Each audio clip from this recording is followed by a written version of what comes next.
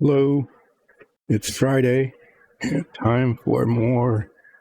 Periodically, there will be relaxing painting with Dyson Dungeons today, and there'll be some sanding, and there'll be some taping, like with masking tape. There'll be some trying to figure out how to, well, we'll just say we got these little tiny bits here. These little tiny bits of reaction control rockets that I sort of cleaned up, but I need to check one more time today before I paint them. There's 16 of them, and I need to figure out how to hold them while I paint them. So I've got some toothpicks and things here that I'm going to attempt to use. I've got, And then what this is that I'm holding is I was testing different gold paint because part of what needs to be painted over the weekend, assuming I get to that point today, is painted gold, and it needs to match. No, I lost the one thing it's already starting, right? It's already starting to be at that kind of a day. There it is. I've got these little flat toothpicks that I think will work, but I've also got pieces of a round toothpick, and I didn't want to lose that anyway. It's 3 different gold samples, and what I'm trying to match, I won't be able to match it. Okay, but I want to be close to it. There's the gold foil that goes on the Lunar Excursion module, and right now it looks like this. This one is, it's not a match, but it's the closest. So that this is the color gold of the 3 golds and the combinations of golds. This was a combination. I tried a multi-layer kind of painting thing that didn't work out as well as I'd hoped. Anyway, yeah.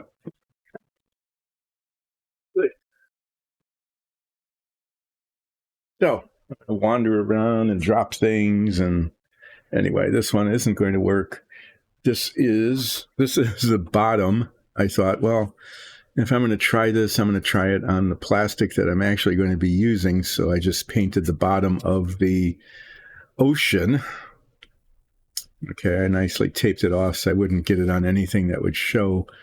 But this is supposed to represent an ocean. It's supposed to be painted blue and like with white caps or something. And when the command module lands, it lands there. It's a display thing. Anyway, I can take this tape off. I like to start out the stream with things that are fairly safe, meaning that if I mess them up, it isn't going to be too much of a problem. So I think taking the tape off of this is something that I can do without messing things up. And then I'll get to show you the stuff I'm going to be working on more seriously today.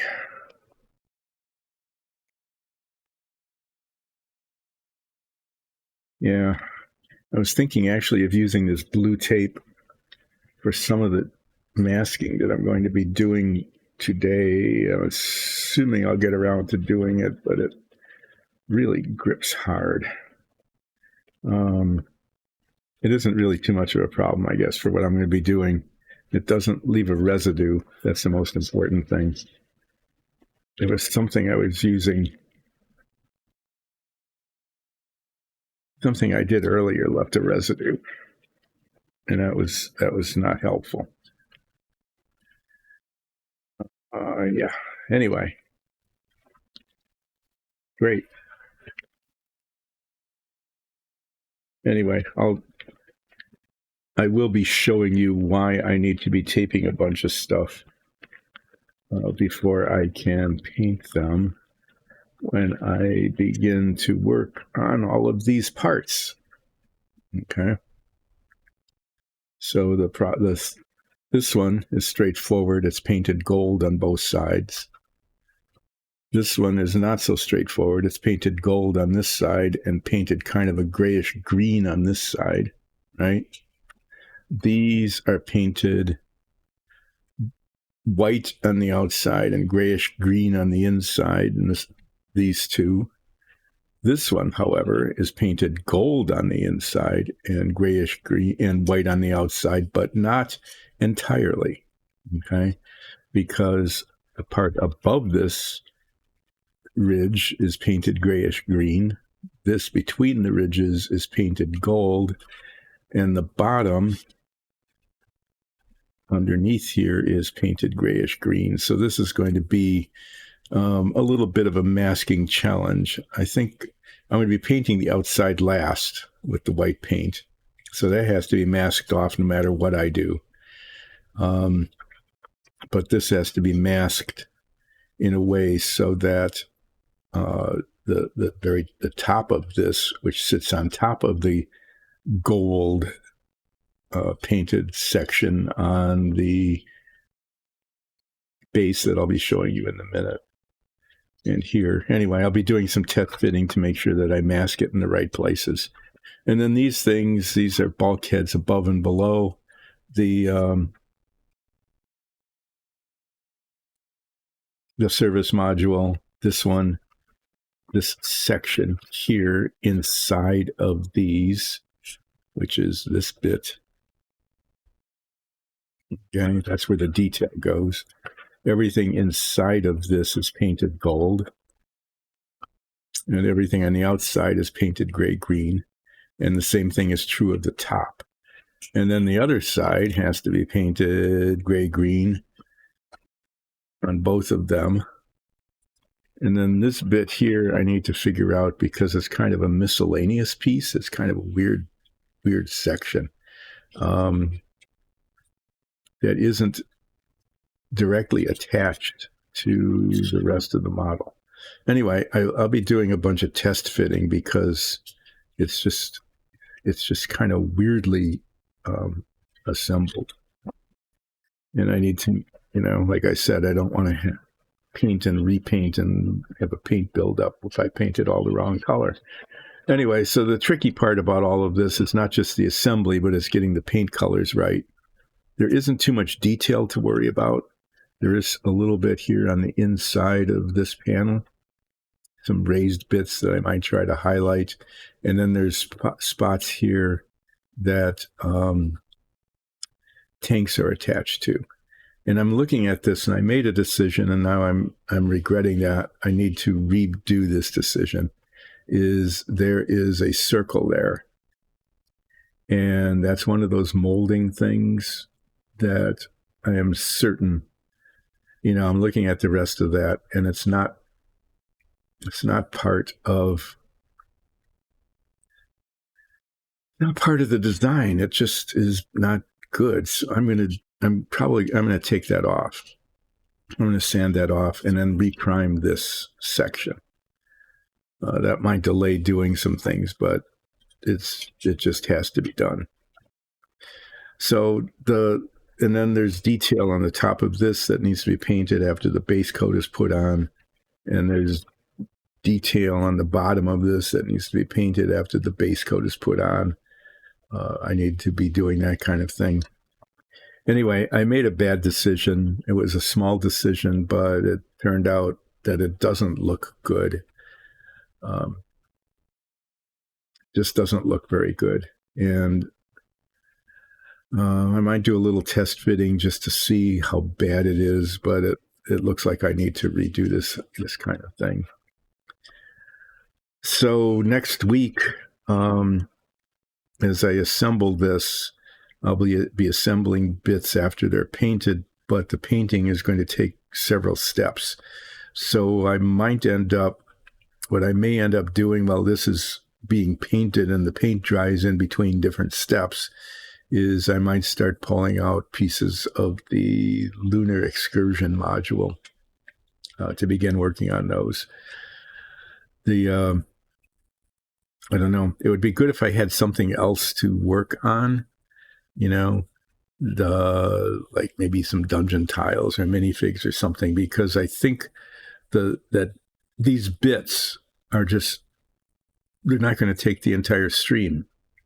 And there's going to have to be spray painting in between of different colors. So this is my dust cover. Set that aside here. So this is one thing I need to be working on today, is doing some test fitting to make sure I know where the boundary lines are between the different parts of the thing that are painted different colors, like this, okay? So the top of, I know that when this is assembled, this ridge is over the top of the gold painted base, because I test fit it when I put the hinge on. But I want to see where it shows, and I'm pretty sure that the line is like the top of this ridge needs to be painted that color, but I'm not sure about this because I haven't test fitted enough to see whether this ridge goes over or under the bulkhead above it. Hi, Ole. Thanks for dropping in. I'm muttering on about I'm not sure how to paint these things. Well, I know how I'm going to be painting them, but I have to decide where the boundary lines are between the different colors of all of these larger components of the service module. I also am unclear from the instructions about how one of the interior components is actually supposed to fit. So, yeah, bunch of test fitting today, and that's always an interesting process, just to see how it's supposed to work. Like, I don't know how this bit. Okay, well, I hope so. It might get more interesting later, too. Thank you so much, and thanks for the happy affiliate anniversary. I appreciate that. So anyway, this doesn't get cemented onto this, but somehow it's supposed to hold together. So I'm not sure how that's supposed to work, or even how this is oriented or why. So that will be a little bit of a thing. What is this? There's a flaw there. I need to sand that off. I think that that part of the rocket nozzle that I painted before is supposed to fit with friction in there. It's cemented onto here, and I think it's supposed to hold on with friction there, because for some reason this is designed to not be cemented on but come off, I guess to show the detail here.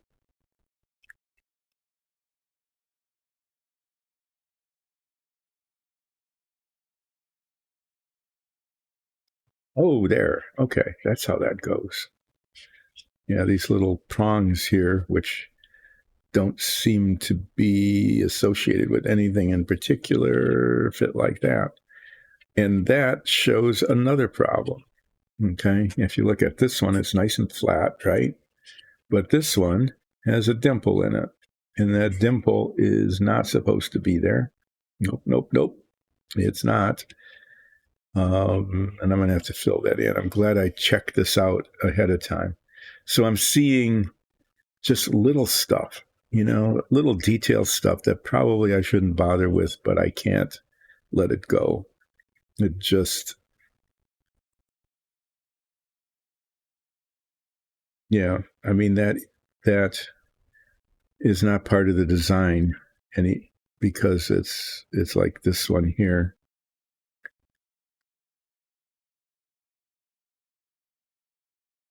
All the other ones are not. There's just always something, the little detail stuff. This is happening more with this one than I think the submarine, where things were just more obvious. But in this case, they're not that obvious in terms of the problem it will cause. I'm actually going to do a little bit of test fitting now.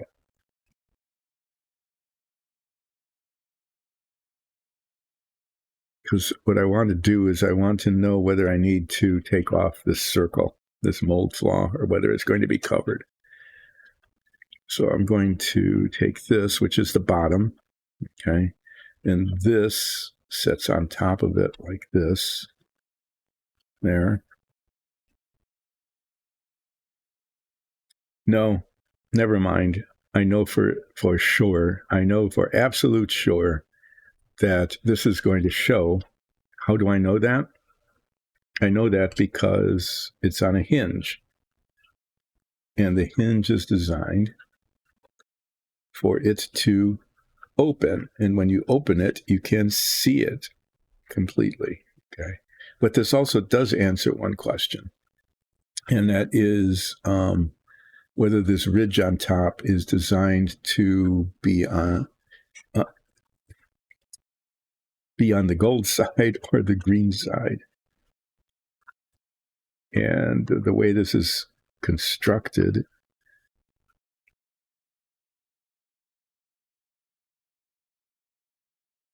these parts fit, but they don't. They fit and they don't fit at the same time. They're very sensitive, I guess I will say. Anyway, so when I put this hinge on and I look at how the parts are constructed, there's these little notches. Okay, these little notches that are designed to accommodate those ridges so that the ridge is on top. It goes like this, and it's not fitting anymore. Wonder if I can. I will do a flip. I'm being frustrated by test fitting.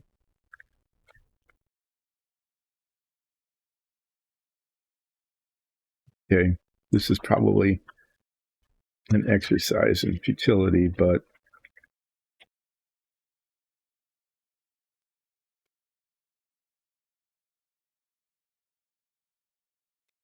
need to test fit this for two reasons. One is to make sure that when I paint the thing, I'm painting it the right colors in the right places. And the other is I'll show you that in a minute if I can actually get these parts.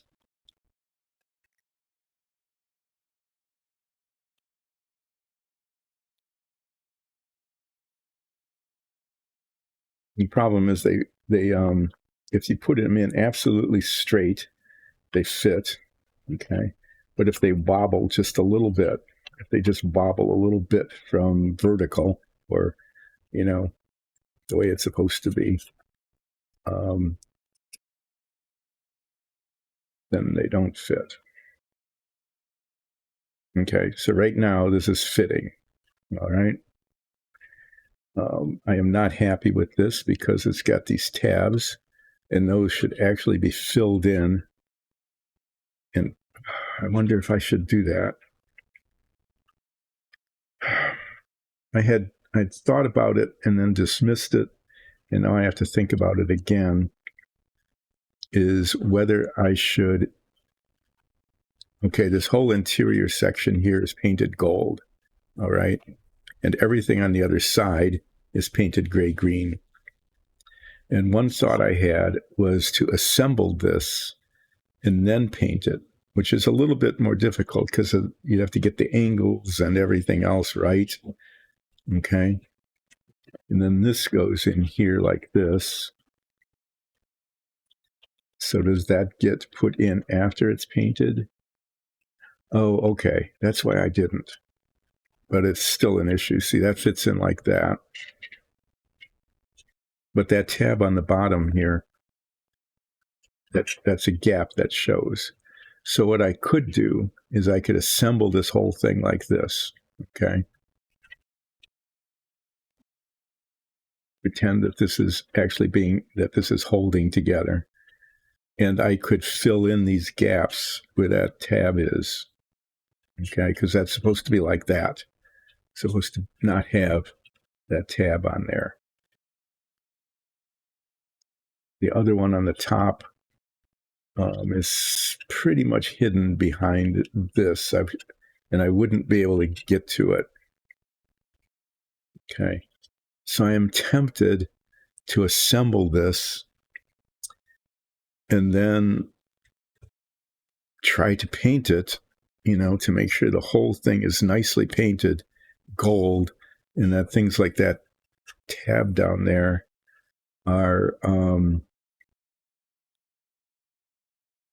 basically just covered up. Okay, I would put a little bit of like spackle on there and somehow or other sand it. Let me look at the instructions. Sometimes the assembly instructions are actually helpful in terms of assembly. So this whole thing is supposed to be assembled like this, okay? That's these 4 pieces like this. It doesn't tell you when to paint it. It just gives you the colors, okay? But I know that if I assembled this ahead of time, it would look better if I were, because of things like these gaps that I can fill in, right? Like that, where that tab is. Just like, why didn't they put the tab like the other one? Well, because then you wouldn't know the top and the bottom, right?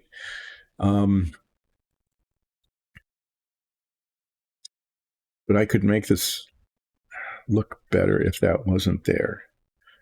So what I'm going to do, though, since I'm holding this and it hasn't fallen apart, is I'm going to take my box of parts that are already ready to be put in. And there's 2 that I'm interested in. One is this. This tank goes on the bottom. If that covers up the tab, you can just see it.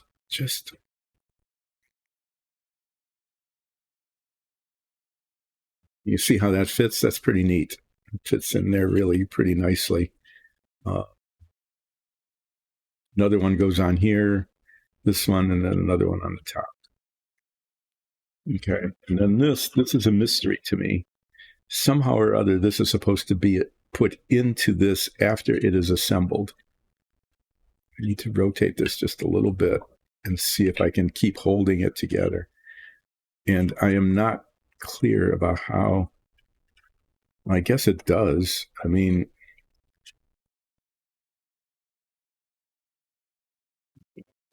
clear how one is supposed to get it to adhere, but it does slide in. There's a flaw here. That's going to go. I have to make sure it's in the right orientation. So I can get that to slide in and then somehow get it to stay.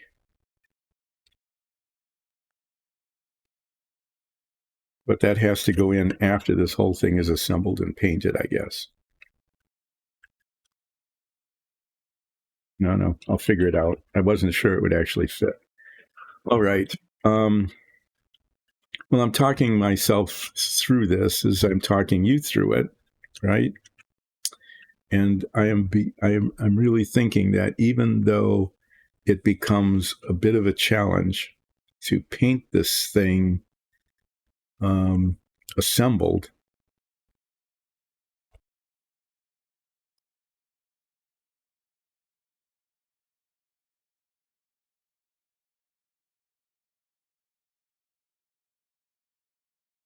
no, I'm not.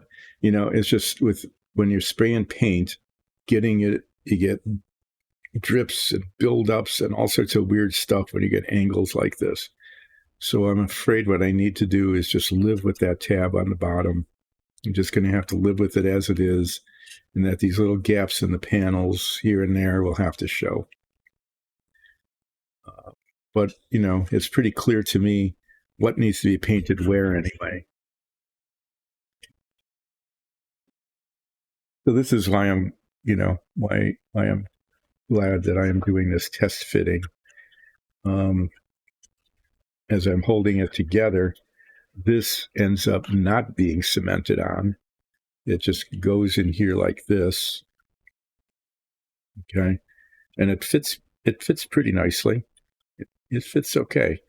And then whatever this panel is here there, this big one, gets cemented on and will theoretically hold these hinges in place. Since I've got this, why not make an effort to turn it? Almost succeeded. Almost.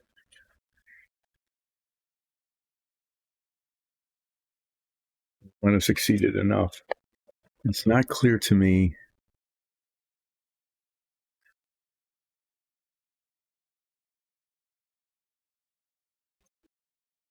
This big one. I don't know why why these are done in two pieces. I really don't. I don't know why they couldn't just mold one whole piece. This one goes there. And then there's a smaller one that goes here, leaving a seam, okay, where the two come together.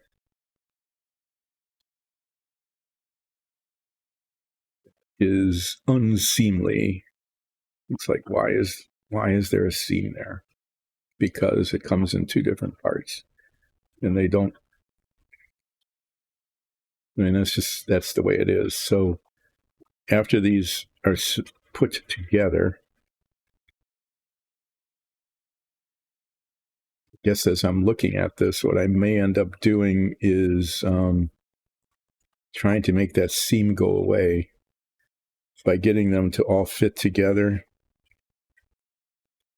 Let's, basically putting these on first, masking everything else really carefully, and then painting it again. Stuff doesn't even match. Get it?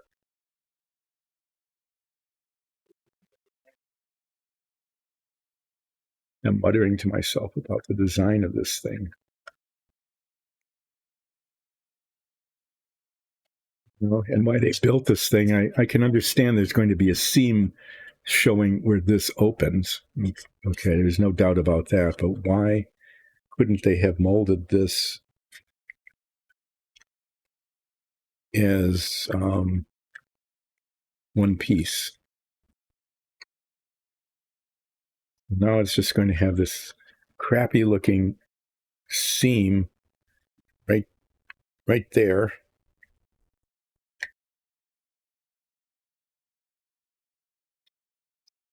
Maybe I can maybe I can make it end up looking like it's part of the model. I'm not sure.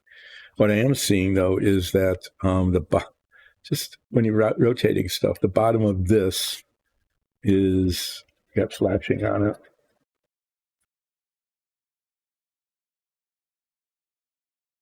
Okay, so I'm convinced that I need to paint these parts beforehand, and that hopefully when I assemble them, it will be done in a way that it won't mar the really nice gold finish.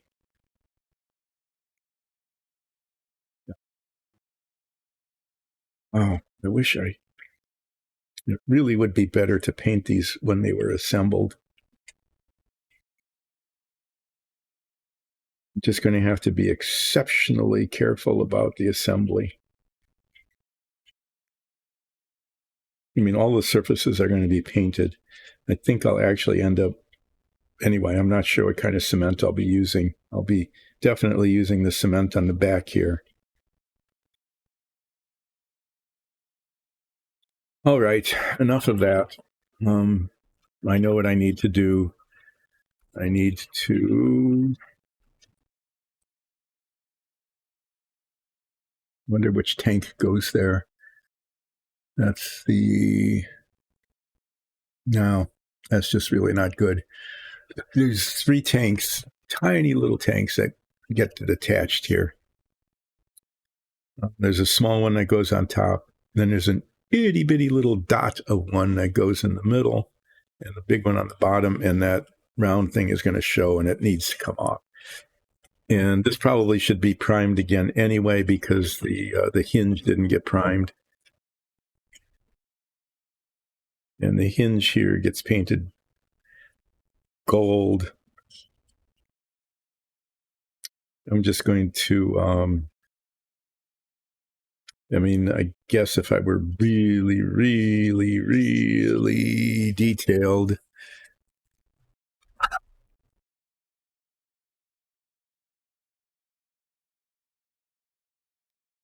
because these hinges go, here, I'll show you again how they go. They fit in like this, okay? Is that this part of it, this prong here, probably should be painted the greenish gray that the outside of this is painted so that they match. But then again, when it opens, they're going to show against the gold, so they'll be painted gold. Okay. Always play around with your parts to make sure you know what you're doing before you put paint on them. Well, I just said, so you know what you're doing. That was probably dumb because that implies that I now know what I'm doing. I know more of what I'm going to try to do than I did before I started playing around with the parts. The other thing about playing around with these parts is that I was actually able to get them all to fit nicely into this tray. And the first time I put them in, and I haven't been able to replicate that since. All right, so I need to get rid of that dot, and then I'll be doing some taping and painting maybe later in the stream.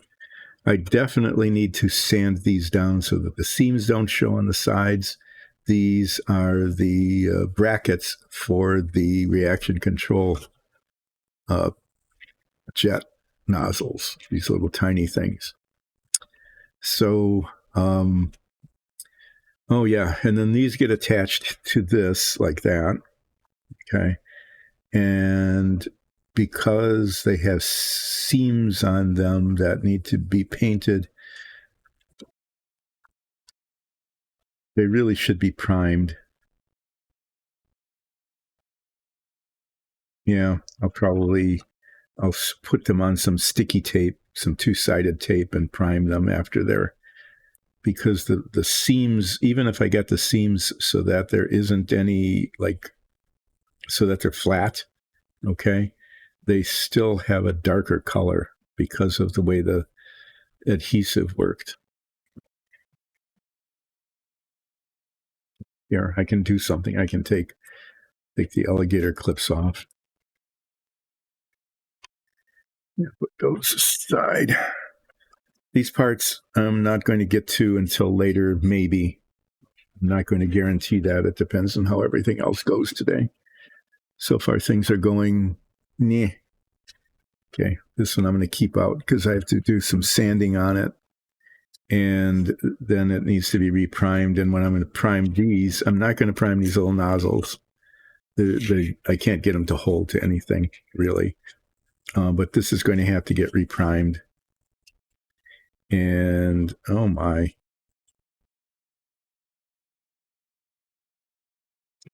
See, I'm really glad I'm doing this. I'm running my finger over that. And I guess it'll be okay. There's a little bit of excess plastic protruding from the tops of these little circles, and those little circles are where the tanks go in. And if there is unevenness like that, it's going to show. So this circle is going to be kind of a pain to get rid of because it's on a concave surface. But I'll do that. I need to do a flip. Do the big sear flip. No sear. Sear. No sear. Sear. Sear.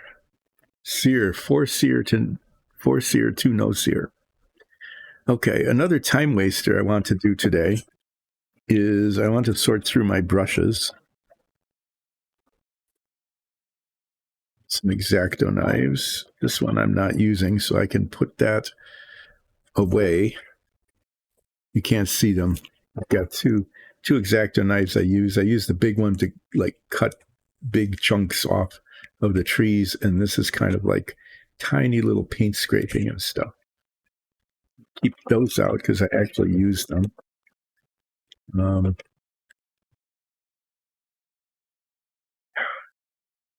Yeah, that was good. I actually got it in the trash. Okay, I really can't get anywhere on this model unless I do these things. So these are the things I'm going to do. I need to sand down the seams on these tiny little bits. I have to be careful. There are little prongs on either side here. Those little prongs are supposed to be alignment prongs for the pins for the rockets, the attitude control rockets. There's some on either side. You can maybe see them. And those are also alignment pins. So part of what I need to do is to make sure that since the pins are on the seam on either side, is that they're neither too big nor too. I don't want them to disappear because then I don't have the alignment spot, but I don't want them to be so big that. Take one of these out. One of them, they're so little. The tiny little hole there, that teeny little hole actually fits on the pin. That one doesn't. Okay. That one does.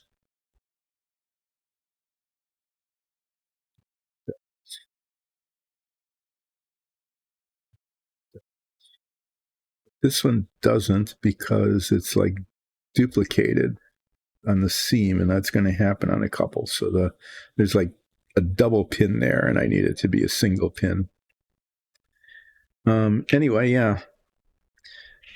So sand down the seams, which you can see. The seams are visible. And then I need to sand down the bottom as well to make sure that it sets nicely. Like this one doesn't. It doesn't set nicely in the little slot on the outside. So there'll be some test fitting. And the other is I need to somehow figure out how to paint these. And so my thought is to take a toothpick like this and get it. Doesn't quite fit. Maybe this will. This was the round one. I'm hoping this will work.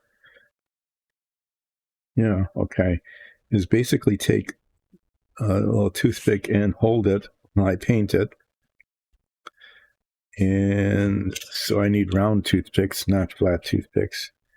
And hopefully that will hold it well enough while I paint the whole outside of it, including the rim. And then I will hold it and paint the edge and the inside of the nozzle. So I'm going to give these one last inspection too, like I'm looking at this, and these were attached to the trees by the edges here, and so I had to file off the parts of the trees that were excess. And what I want to do is carefully look to make sure that as I look down on it against a darker background, I can see whether or not that has come off. And there's a tiny little bit of protuberance yet there. So I'll be getting some round toothpicks.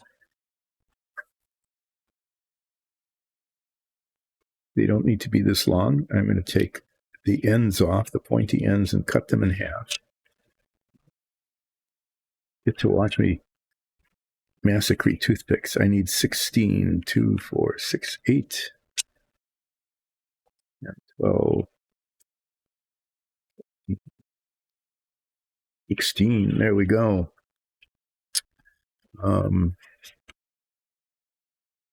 For this exciting moment here as I make these toothpicks into rocket nozzle dowel holders.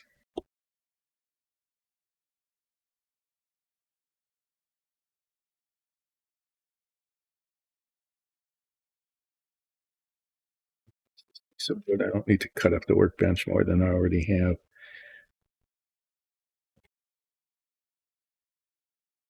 These little points are going to go flying all over the workshop to be cleaned up in an indeterminate point in the future when, in fact, I vacuum the floor of the workshop. I'm not sure that's going to ever happen. I'm going to hold both ends of this because this is the kind of thing where when I cut it, one half or the other is going to go flying.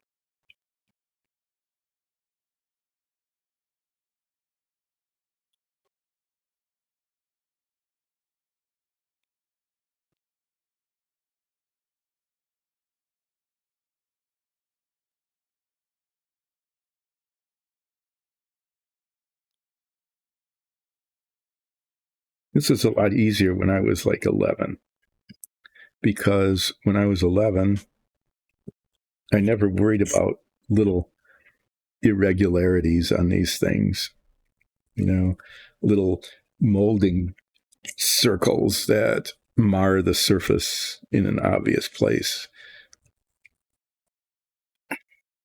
I would have put those pieces together that I was showing you earlier, and then I would have just gotten a brush and some gold paint and slopped gold paint all over the place on the inside with a brush, which I actually probably could do. In this circumstance, I probably could actually do that. Rather than spraying it. This toothpick, great. Can't even. The quality control on the toothpicks failed. That one was splintered.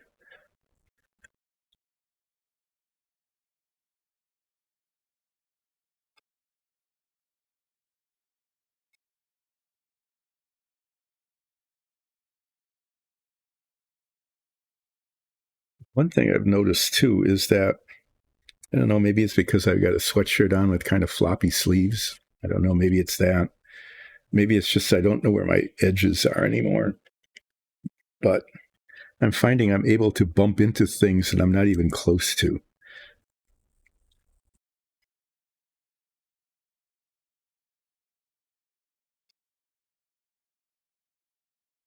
Yeah, so what you're seeing is relaxing toothpick cutting with Dyson Dungeons. Is I am making little holder sticks for those rocket nozzles to hold them while I paint them.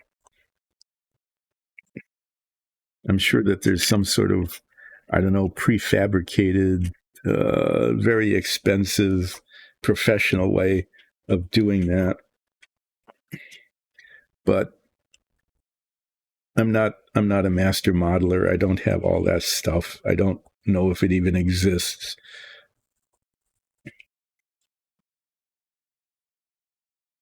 There might be ways that people who know what they're doing would just say, well, just do it this way. It's way simpler. And I would go, yeah, that's way simpler. That's way easier. Doesn't use up 20 minutes of streaming time cutting toothpicks. It would be interesting for the people who are watching. It would have all of those advantages. But that's not how this stream works. And those are flying all over. The way the stream works is, this is an old guy who kind of knows what he's doing, but kind of doesn't really. Doesn't. I'm trying to make a model that's a cool model look pretty good. B+ work.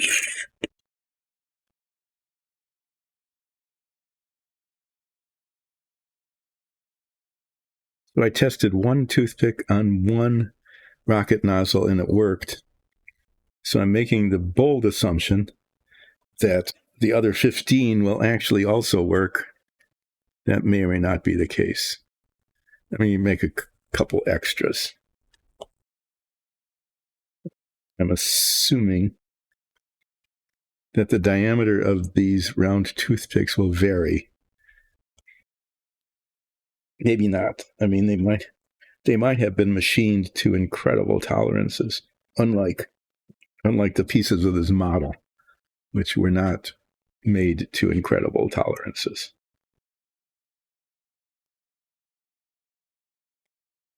All right. So I'm going to be doing things just kind of a haphazard order here because that's just how today is going to work. Things will get done, but not necessarily in a very logical way because it's just how things are going to go today. So what's going to get done next? What will get done next is I'm going to take this circle. This has been bothering me that I didn't take care of it before, but now I know that I need to reprime this thing anyway. I'm going to take that circle, that mold flaw that's right in the middle of the door, literally in the middle of the door, that will be very, very visible once the door is opened. And I'm going to get rid of it. Why is there a black spot there? Dust and dirt. Dirt gets on it there. I'm going to get rid of it, and then I'm going to reprime it so that I can actually prime the hinge as well, which I should have put on before I primed it to begin with. And then these guys will have to get primed too, so I'm just going to do a spray paint of priming. You know, it's just a little bit of it. And there's black dust. Master modelers, people who are doing this like for a living and do display level things where they can charge you hundreds and hundreds of dollars probably for one of these assembled, probably like many hundreds of dollars for one of these assembled, have a much more dust-free environment, I'm sure. Okay, well, I took this box, which used to be my holding place for parts that were done. Okay, that's what it used to be. And I've now put tools in it and a leftover Polaris missile from the submarine, which is just going to sit in this box until I figure out what to do with it. The other one is mounted in the submarine, which you'll just have to take on faith is done. So getting this off, the thing is that I want to minimize the scratch marks to the rest of this, the rest of the surface, because it's going to be painted gold, and the scratch marks in the file, which I'm using at this point, will be pretty obvious. I'm using a file because this is raised up pretty high, and I want to get a lot of it off. And then I will revert to really medium, 600 grit sandpaper, basically, which is pretty fine, but not polishing. And then after that, I will use 2000 grit sandpaper to kind of polish the surface so that it matches the rest of it.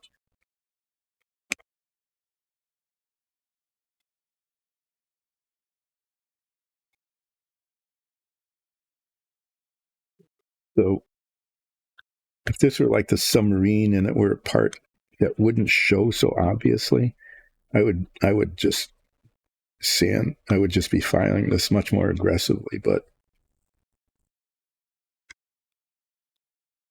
I know that the file leaves pretty visible marks. I'm probably wasting everybody's time doing this like this, but I do want it to look good. So while I'm doing this, instead of just telling you that I'm doing this, I can just keep telling you over and over, I'm using this file to try to get rid of a molding flaw. For some reason, the people who mold these models like to put little circles everywhere. Some of them are raised, like this one. Some of them are recessed, like they were all over the vertical components of this compartment. I sanded those out with good success, it turns out. I should actually check them again before I go gold paint them. I hadn't really inspected them after that. And I really should do that because they might not be as well removed as I think they are.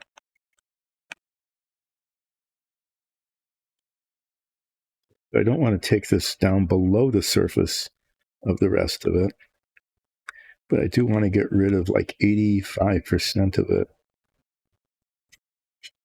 so that the sanding with the 600 grit sandpaper doesn't take, well, it's going to take a while, okay, because it's fairly fine grit. But I don't want it to take forever.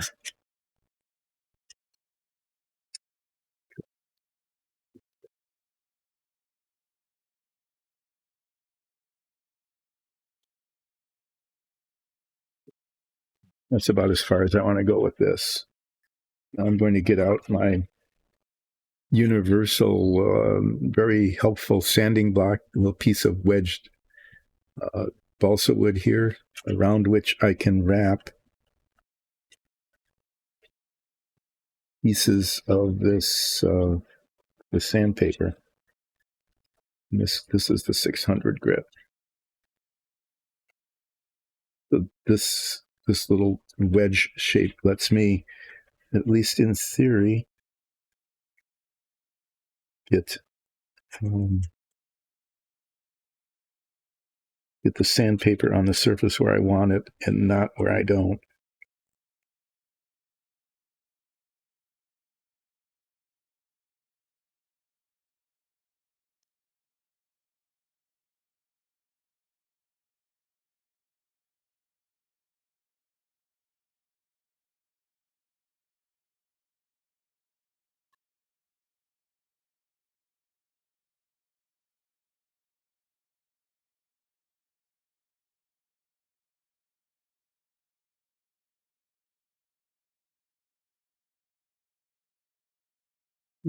I go silent there. I'm trying to, I don't know. I mean, I really should be talking about something because there's no music playing, because I don't know if the issue with the music has been resolved yet.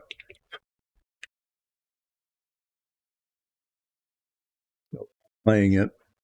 But what I'm doing is I'm getting rid of this molding flaw that was really, really obvious and annoying. And until there is a slight protuberance, slightly raised surface, it isn't completely gone.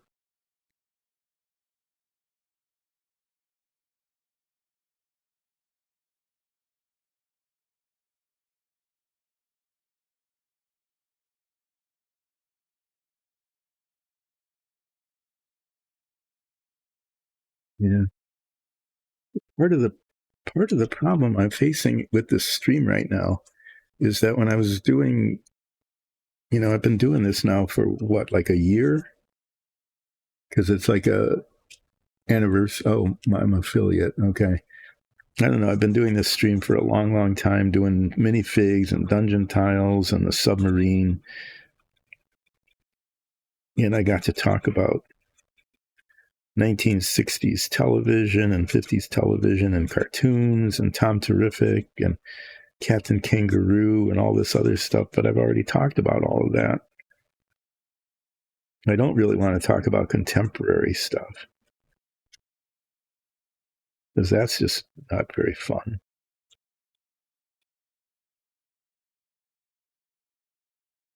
Yeah, you probably can't see it, but it is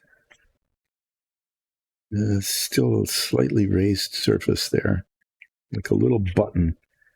Okay, and I have the opportunity to make that totally disappear, and I'm just going to keep at it because it's so close to being gone. So close to being gone. What's unfortunate is that if the tank filled these two spaces, it wouldn't show underneath it, but it doesn't. It's here and here, and there's this tiny little button of a tank there, which means that this spot is going to remain visible after those pieces are inserted. So it's like if they could put a flaw somewhere, if they could put a spot that was raised up and would look bad, and they said, "Oh, where can we put it? Where can we put it where it would be like the worst place?" And their design engineers this is probably the one time that the manufacturing engineers and the design engineers got together. Okay. This is my imagination about the diabolical cooperation, because there's lots of evidence that they do not cooperate otherwise. But in this particular case, the manufacturing engineers said, when we mold this, for a reason that's obscure to even us, we're going to have to put a raised circle somewhere. A raised circle of plastic on the, in the mold, it'll be a dimple, but on the finished part, it'll be a raised circle. We need to put one of those in because we just do that. It's like the mold demands it, okay? And they said, and the design engineers said, "Oh, I guess you know what you're doing. We won't question why it is that you need to put this totally this thing that has absolutely nothing to do with the model itself, just absolutely nothing to do with it. We understand that you need to put a circle somewhere on the model because you say you do." And the manufacturing engineers say, "Yes, indeed, we're saying that there needs to be a raised circle somewhere on this model. And what we want you design engineers to do is we want you to tell us, where can we put it where it will be the most intrusive, where it will be obvious that it's not part of the model and shouldn't be part of the model, and it should definitely not be there. And not only that it's clearly not something that should be there, but that it's very obvious. Okay, that no matter which way you look at it, you know that it shouldn't be there." And the design engineers all got together and said, "Oh yeah, we can do that.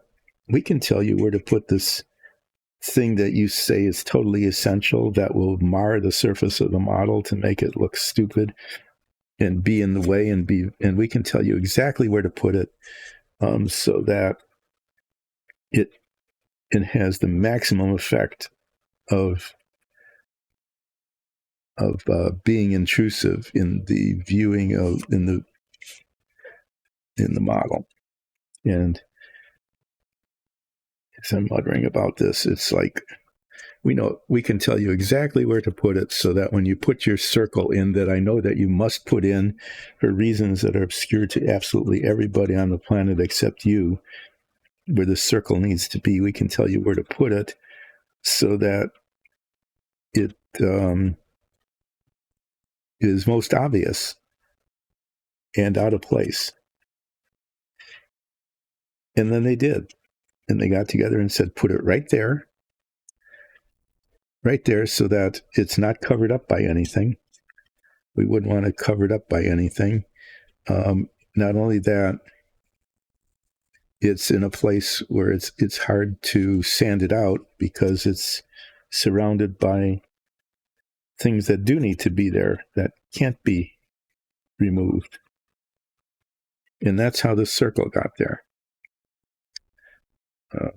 Because the manufacturing engineers say, "Oh yeah, we need to put a circle there in this piece somewhere for a reason." And the design engineers said, "Yep, we can help you find the place where it's just the worst location from the perspective of the appearance of the model." I'm looking for subtle variations in reflectivity, which tell me whether or not it is gone.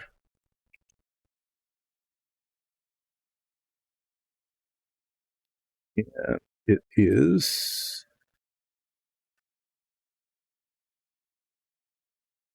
Let's just say I can't really see it. And since I can't really see it, I'm going to declare it successfully eliminated. Here's some 2000. This is to just polish the surface so that there aren't any scratch marks showing.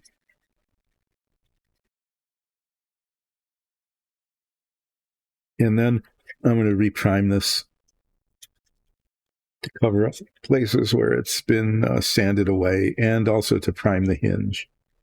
I want the hinge to be primed before I paint it gold.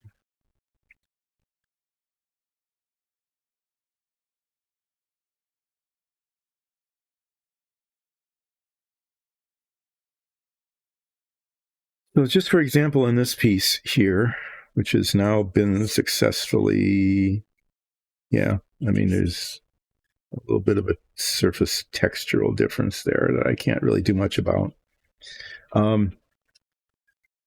This ridge here and this ridge here fit on the inside, the gold side. Thanks. Yeah, I appreciate you telling me that. Yeah, we finished a model. Actually, we finished two if you count the Fink, but no one's counting the Fink. Anyway, this edge and this top, and then this side, the bottom, as well as the visible edge, are going to be painted gold. This side, but not the visible front edge, but just the top here and the bottom here, those are going to be painted kind of a grayish green color. So when I tape these, I'm going to be taping the edge, okay, and then masking the whole interior. And the same thing on the outside. I'm going to be taping the edge and masking the whole exterior.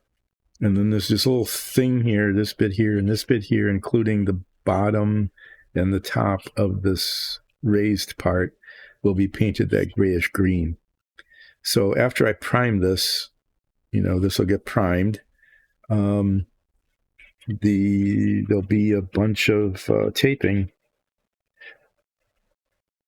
And this piece I won't be able to do today because I need to prime it again. But if I do any taping, I might do some of the other bulkheads and exterior panels. So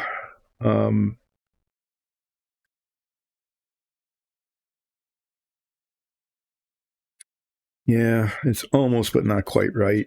The thing is, as I look at it again, the inside of the circle, the part that goes between these two pits, is still there. You can even feel it as kind of a lump. So yeah, I'm going to get the 600 grit stuff out again. I thought I had it, but on further inspection, seeing the top of my head, what's left of it there, yeah. On further inspection, it's not as well done as it looked from the other direction, the other angle I was looking at.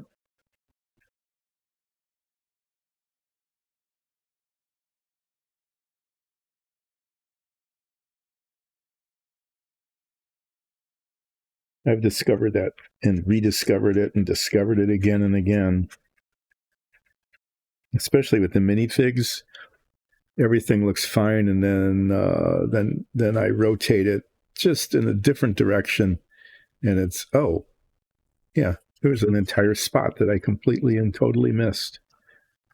And that's happened with some frequency. Okay, so this is going to have to get primed again. What are we doing on time? I've only used up just about an hour. Huh. I've used up an hour. Let me tell you what I've accomplished in an hour. I got rid of a dot. I sanded off a dot. Okay. I made 18 little pieces of wooden sticks that hopefully will work as holders for these. I should close this so they don't fall all over the place. I took the alligator clips off of these, and that's it. And I haven't talked about 60s television. I need to do that. So what should I talk about? I could talk about, there's classic things that I could talk about, like Genie versus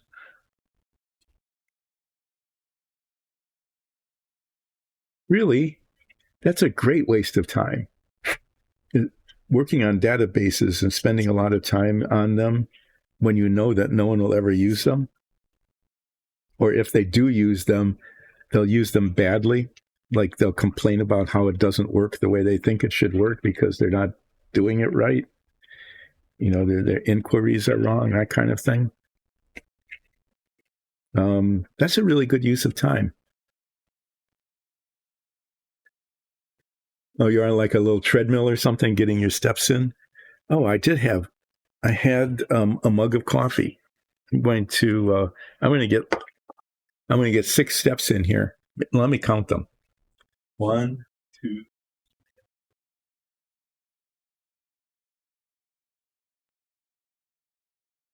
6, 7 steps. So the extra step was just reorienting myself in the right direction. Okay, these little parts were molded as 2 pieces, and they came together and were cemented, and now they've got seams that are obvious. And so I need to take my 600 grit sandpaper again. And I'm going to sand down the seams so that they become invisible. That's the intent. And I'm doing this without cutting off that little pin, which is the alignment pin for the rocket, attitude control rockets. So not only is there a seam, but the 2 parts don't perfectly align with each other. So one is higher than the other, and those need to be sanded down so that they match.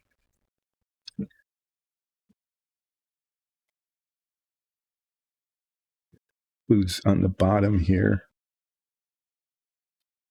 This thing is going to rock back and forth instead of setting nicely on the surface of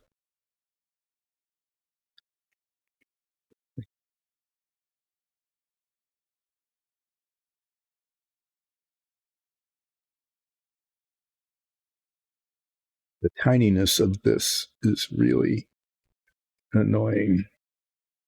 The file actually would be better because it has a cleaner edge, although it does leave a mark.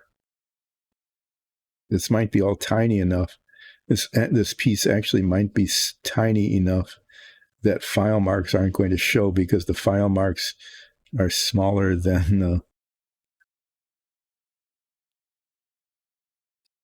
Okay, yeah, this doesn't. I'm going to do that. I'm going to use the file and then polish it with the sandpaper because this just gives me more control of the location of the abrasive surface.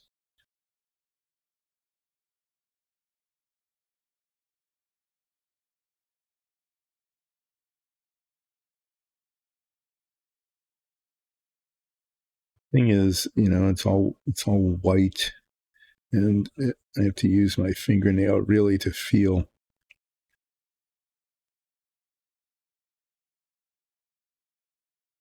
Seam disappeared, and okay, now there isn't a ridge there between the 2 parts. Well, this is going to be really tedious. I have to I am definitely apologizing for this, but it has to be done, or else these things, which are highly visible, they're mounted right here on the outside of the the service module, right there. I mean, it's mounted right there. So if they look bad, they're going to, it's just going to jump right out as, wow, that looks bad.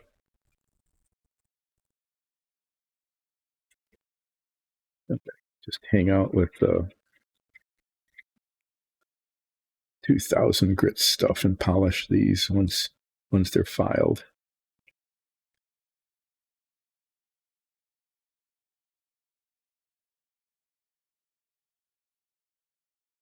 This is going to take all the time before the break. I can tell already. It's just going to do that. Do the other side, and then I'll do the top.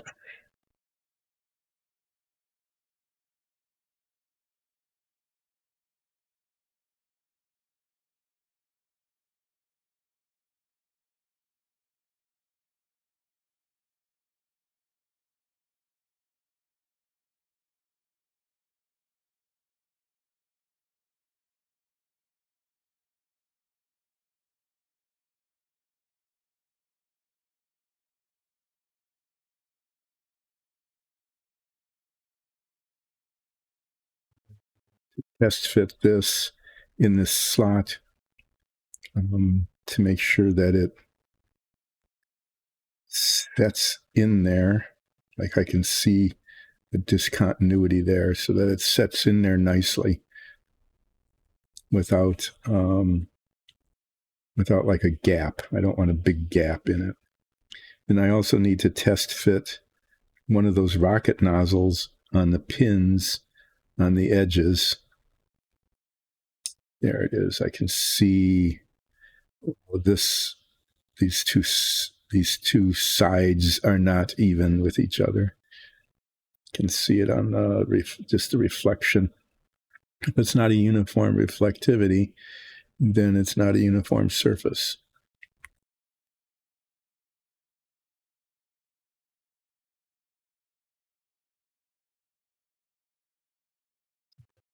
Doing that, I need to make sure that there's not like this ridge here either.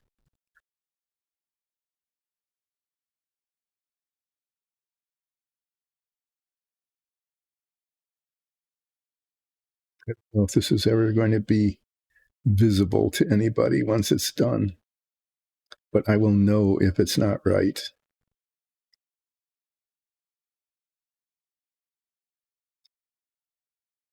Yeah, there was a thing I needed to fill in on one of these other bulkheads.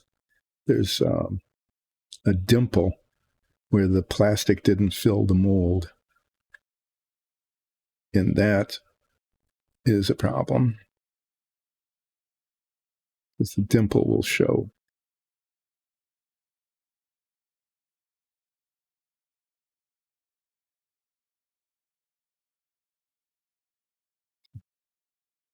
This one's getting close to being done.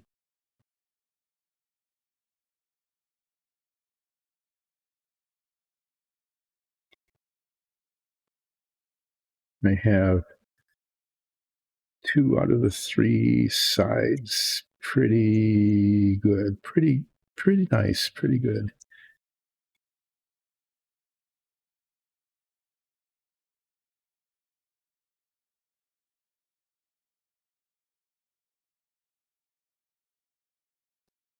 I have one of these out so that I can test fit it.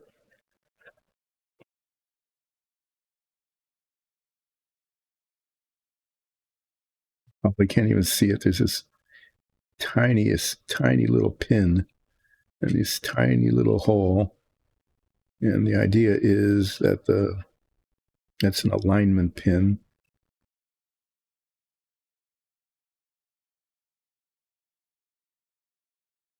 Those 3 work. And this one doesn't.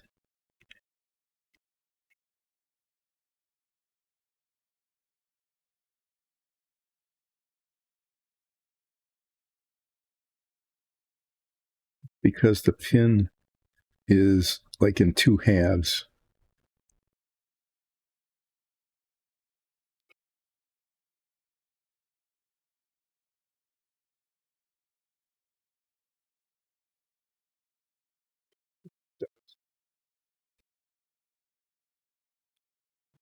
Get to do the top, which shows the part that shows the most.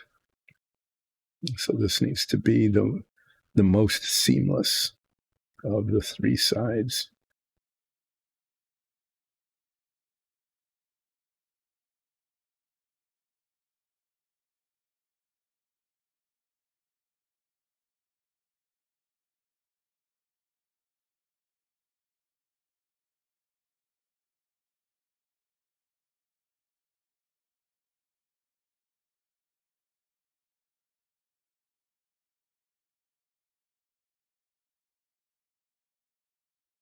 Shouldn't say I only need to do three sides. I also need to be concerned about the bottom. Like I said before, it needs to fit into this slot in such a way so that it doesn't like rock on it. I don't want gaps on one side.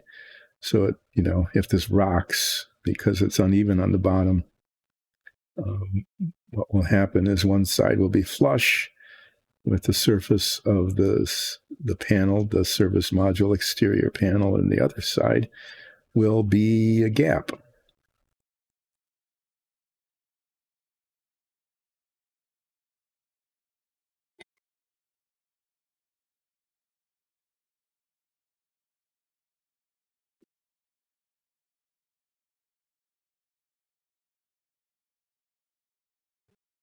Excuse me.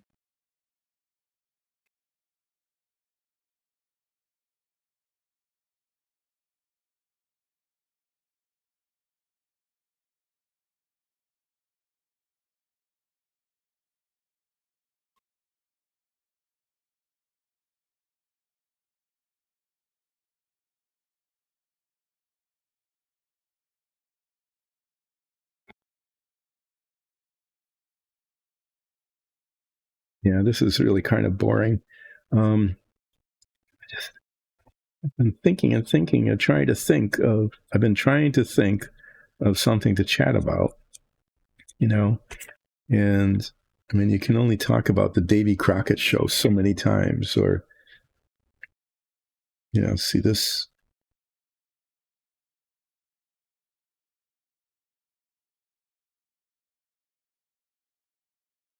Yeah, this is not a good fit. Look at it. Trying to decide why it's not a good fit, though. That's the part that I'm looking at here.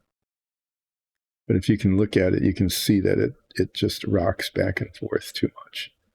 So part of it might be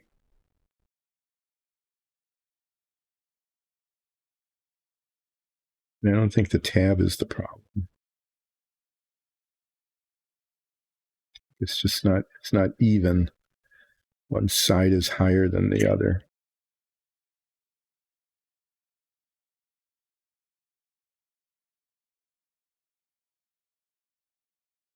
And it's not much. It doesn't take much to make these parts not fit very well.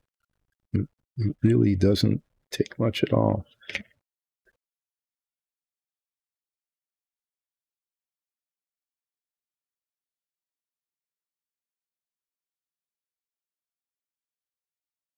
Okay, that's going to be okay. That'll be enough. Good enough.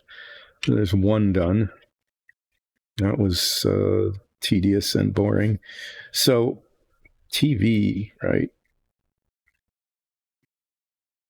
I could tell stories about, remember when you had to warm up the TV if you wanted to watch a show? Somebody needed to get the TV going a minimum of 5 minutes ahead of time. It was kind of a ritual watching TV. Usually it was after dinner. Sometimes the news would come on. We'd watch, who were they? Walter Cronkite. He was the most trusted news person in the country at that time. sometimes I think these guys even wrote, like they even wrote their own. They would look at the news feeds for the day that would come from correspondents all over the world. Usually by radio, they'd have to radio it because until television satellites, you couldn't get visuals of things happening all around the world then. Because the only way to transmit it was on the undersea cables. And those undersea cables, if you transmitted like a video, even a few minutes, would use up so much of the bandwidth that basically you had to shut down. This is real. You almost had to shut down all long distance transatlantic, let's say, telephone calls in order to give you enough bandwidth to transmit just a couple of seconds of video. There weren't any like satellites, right? There weren't satellites then. They hadn't been launched yet, much less effective communication satellites.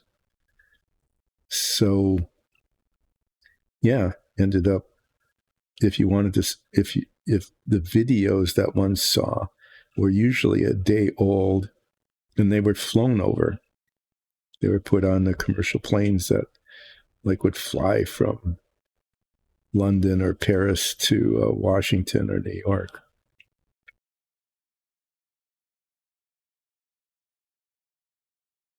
So the news we got was usually talking about it, and then there was stills. You'd see some still photography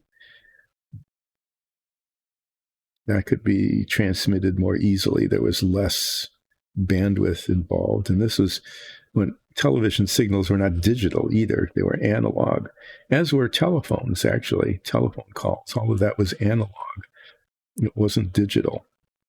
And so it was like variations in the amplitude or frequency of the carrier wave, depending on whether it was AM or FM. That's what AM and FM is all about. Okay. Whether the frequency was modulated or whether the amplitude was modulated in the electromagnetic wave that was carrying the information. Anyway, yeah, so we would get news which could be, conveyed by radio. So that was same day sorts of things, but videos, especially if they were from Asia, which would take 2 days to get here, Europe a day, visuals just were not part of it. But it was interesting then, in a half-hour news show, we found out what was happening, like in many places in the world. Not everywhere. We didn't care much about what was going on in Africa. It just didn't. It wasn't a thing for us then. I think actually, to be honest, it isn't much of a thing for us even now. We ignore that entire continent in terms of what's going on, even though critical things are happening all the time, including a lot of insurgency movements, which are killing thousands of people a year. So I'll just digress and say, back then, we didn't much care. We didn't much care about South America either, other than whether or not the government was going to be communist or not. That's why we did all sorts of wonderful things like supported military coups leading to the deaths again of thousands of people that we didn't really pay attention to.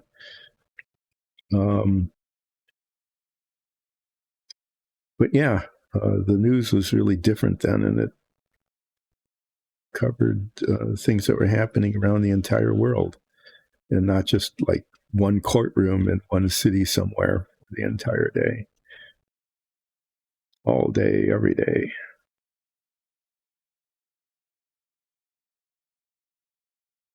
Anyway, yeah, we warmed up the TV sometimes in time to watch Walter Cronkite, or if the show we were going to watch was on a different channel, Eric Sevareid. I think there were a couple of people like that who were newscasters, and they were more they were more than just the talking heads that we all became familiar with. The people who have no idea really what they're talking about or care, who are just spouting what they're hearing through their earphones that somebody else has written for them, just to whine about news coverage nowadays.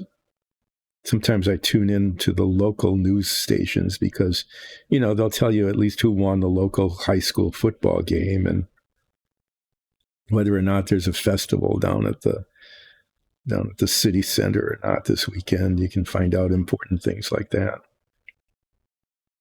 But it's awfully hard to find out what's happening in Somalia or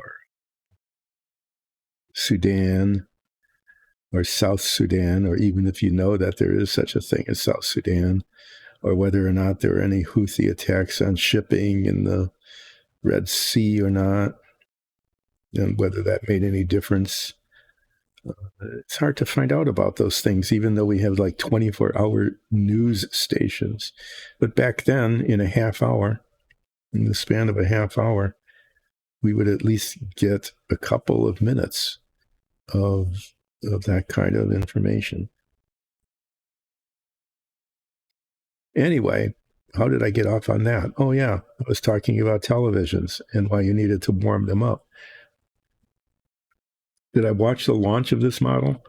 Yes, the real thing. It was big news back in 1969. Not only did we watch the launch of the Saturn V that sent it on its way, an amazing thing, the Saturn V, something we haven't been able to come close to duplicating until fairly recently. And even then, the lifting power hasn't quite been matched.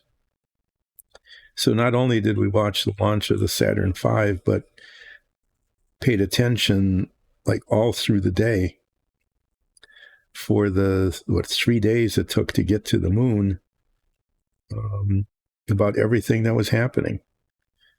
Because everything was unknown, pretty much.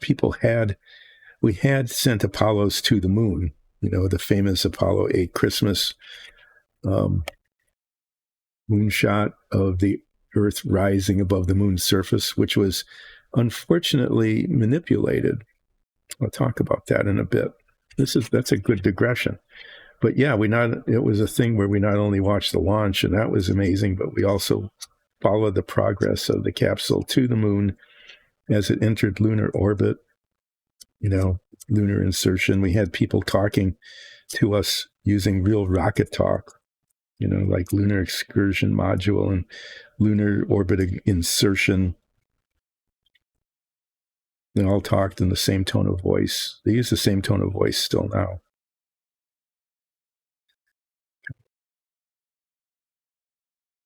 Monotone kind of thing. Anyway, even not necessarily even the people working mission, but the people talking about it. Anyway, yep. And then the whole process, it took a long time, right? And it still does. Each step takes a long time. So they had to, when this thing went up, while it was in orbit, basically they had to disassemble it.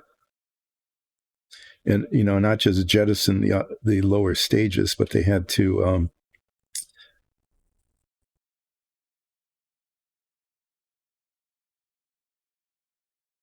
separate the service module from the lunar module storage unit and open the fairings up, take the entire Apollo capsule along with the service module and rotate it 180 degrees while in orbit and dock with the LEM and withdraw it, pull it out of its container, and then jettison the excursion module folder, basically. I guess file that down a little bit. anyway, so there were a lot of things that had to happen in Earth orbit even before the thing went on its way to the moon. Those had all been practiced ahead of time. Okay, they had been done twice before, actually, maybe 3 times. I know there was one in which they just practiced doing that, and that's all the mission was. And then there was the mission where I think it was like Apollo 9 or 10, where the lunar excursion module was actually, once it got to the moon, okay, once it got to the moon and was in lunar orbit, it's a big deal making sure it was in lunar orbit. That had been practiced twice before. But in one of them, and I'm sure this was really difficult for the people doing it, I bet. And I don't think a lot of people remember this, that I think it was Apollo 9. It might have been 10, I'm not sure. 8 was the one that orbited the moon and took the picture of Earth rising, but Earth wasn't really rising. That was a manipulation of the photograph. Not a huge manipulation. It's not like it was done in a studio or something and faked. But you're orbiting the moon, right? And you're orbiting around like the equator of the moon. And the moon is in the same ecliptic as the Earth, which means that they're lined up kind of horizontally. Like the moon is here and the Earth is here. All right. So what they really took a photograph of was the Earth emerging around the edge of the moon. It was horizontal, not vertical. Okay. So Earth rising, and it really was. I mean, Earth was rising, but just like the sun rises, it in reality, even though it looks to us like it's going vertical, it's horizontal. That's what happened. But when they saw the photograph of the Earth coming around the surface of the moon, it was like, let's flip it 90 degrees. Because then it would look hugely more dramatic. And it did. I mean, it really worked. It was much more dramatic. But in fact, Earth rising was Earth coming around the side, not coming around the top. So there's a little fun fact there. But yeah, we had to go through hours and hours of them going from the command module into the lunar module, which had been practiced twice before, and then separating the lunar module from the command module. They were on their own in their own little spaceship, and that had been done once before. Again, as I said, it was either 9 or 10, and I can't remember which. One of the practice missions, they descended down close to, but not onto the surface of the moon. And that must have been like really, we're within almost touching distance, almost literally, you could reach out and touch. None of that. That's a bad use of the word literal. That wasn't true. But I think it got to like within 10 miles of the surface. It was very, very close. But that was just a practice. They weren't prepared to land. And so they had to rocket back up to the command module. But that practice was really important because it showed that it was possible, well, that it was reliable, that the separation of the ascent module from the descent module of the lunar module actually worked.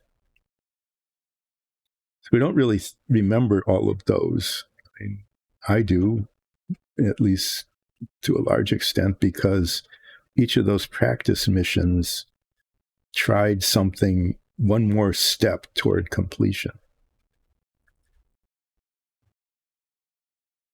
There were, Apollo 11 is the one that landed, and so there were 9 practice missions of various kinds before that, Apollos 2 through 10. Some of them never left Earth orbit. They practiced, some of the docking stuff, that kind of thing. Some of them practiced re-entry. That was actually a thing too. Well, anyway, yes, I saw the launch of it. went through the entire process of I'm just test fitting these little rocket nozzles onto the sides of these holders, and for some reason this one is just not behaving.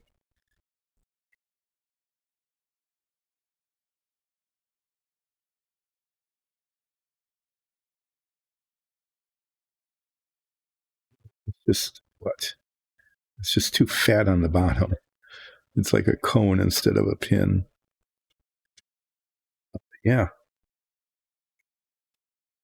And then we got live, very poor quality because, again, bandwidth was a huge issue then. Fuzzy black and white pictures of them bouncing around. That was the coolest part, though, right? I mean, one small step for a man. He did say, he claims he said a man, which is what was the intent, even though it sounds like that wasn't said. That was another big controversial thing, probably even to this day, a controversy about what was intended and what was said. Anyway, moonwalking. I mean, you could kind of practice that because the moon gravity is like 1/6 that of Earth, which means that in effect, it's not exactly weighs 1/6 as much, but that's the effect of being on the moon. Is that the effect is that everything's a lot lighter.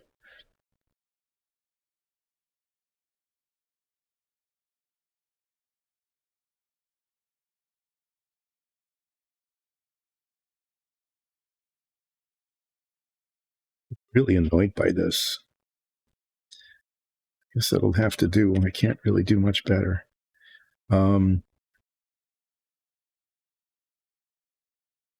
Yeah, that was, nobody really quite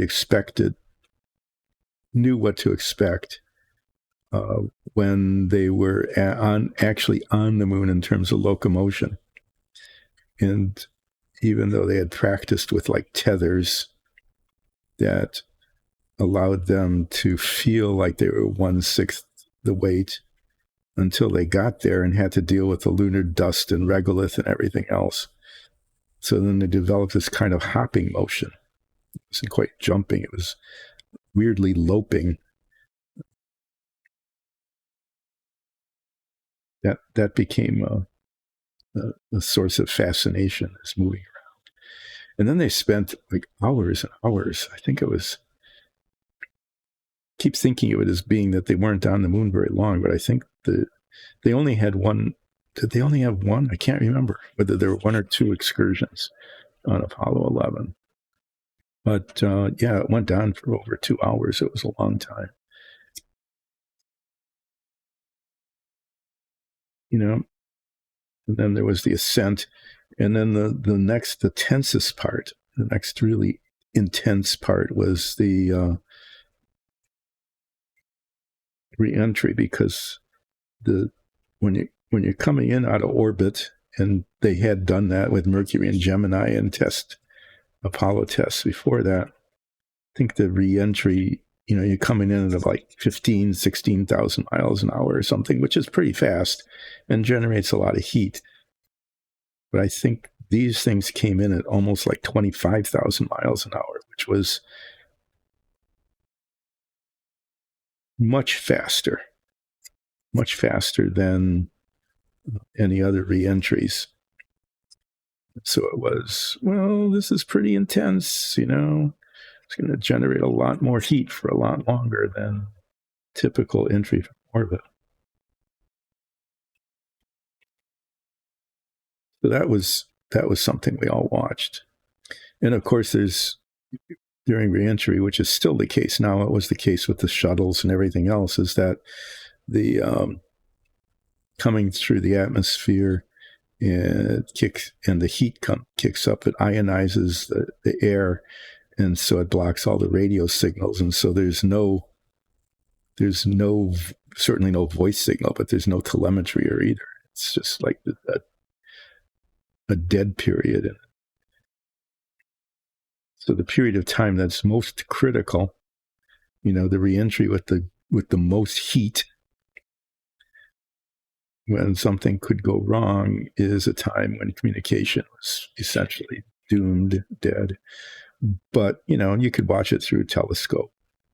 We don't really think about that, but the reentry isn't that far away. And so a good set of binoculars actually would show the reentry of the capsule. Anyway, yeah, watch the entire thing. It was great. Yeah, this is another one of those where it rocks back and forth just a little bit.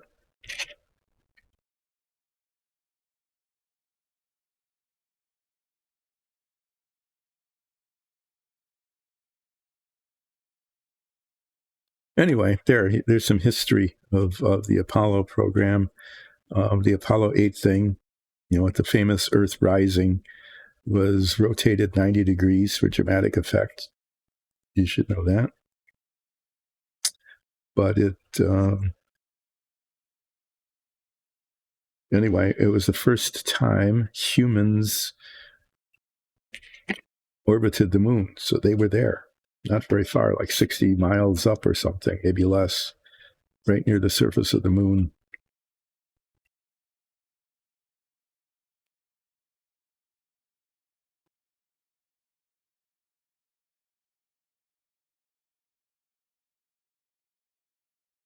And one of the next two got to have people get in the lunar module and descend down near to, but not onto the surface,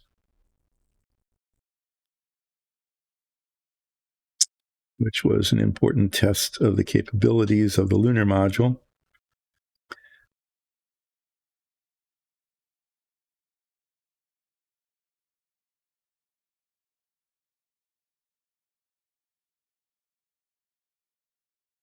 So in a lot of ways, the whole Apollo program was actually really miraculous. I mean, what they were able to achieve in a very short period of time, and it wasn't just that they were able to do things like build the LEM. Okay, it was they had to figure out what a LEM would be. There was a lot of debate about whether there would just be one component, like the whole thing, the equivalent of the combined lunar and command modules, whether that whole thing would land and take off. Okay. Whether it would be like two components as it ended up. One had to go through all of those options and make decisions about which one was not only going to work, but could actually, I mean, theoretically work, but could actually be built given the materials that people had at that time. We don't think about material science usually, but coming up with materials for the heat shield, okay, to withstand heat unlike anything that had ever been experienced before on reentry. That was a big deal.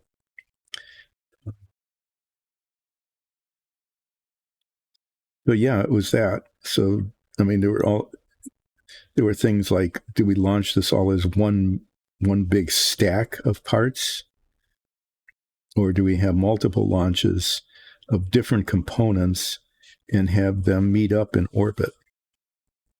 I mean, that would have been okay too. It probably could have had larger components actually go to the moon if they'd done that. Like if they'd launched two Saturn V's, one of them carrying, the command module and the other carrying the lunar module and maybe extra fuel or something. But the decision was to launch everything at once.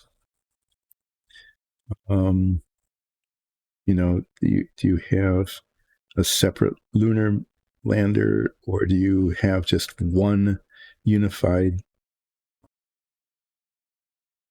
one unit that lands on the moon and takes off and returns?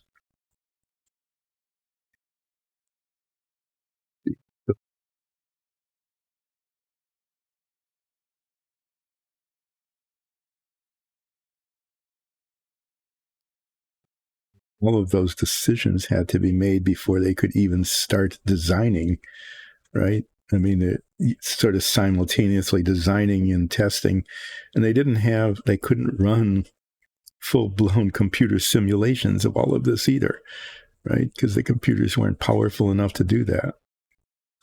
So there was still a lot of calculation being done with slide rules.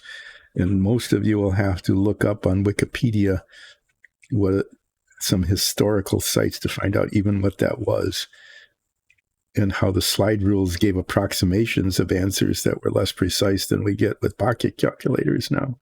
But that's all you had to go on when you were computing trajectories and orbits and things of that sort. So it's just amazing what was done in that period of time, not just the end product, but when you consider all of the things that had to go into it, from design to execution. And then think about this happening now, okay? And think about how the design work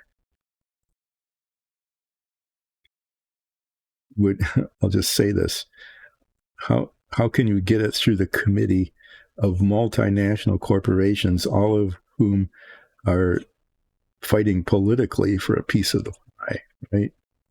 Well, if we do it this way, then our company is shut out of 2/3 of what we want. And, you can imagine that maybe nowadays there would be some delays in the whole process because of all of the battling over shares of the deal.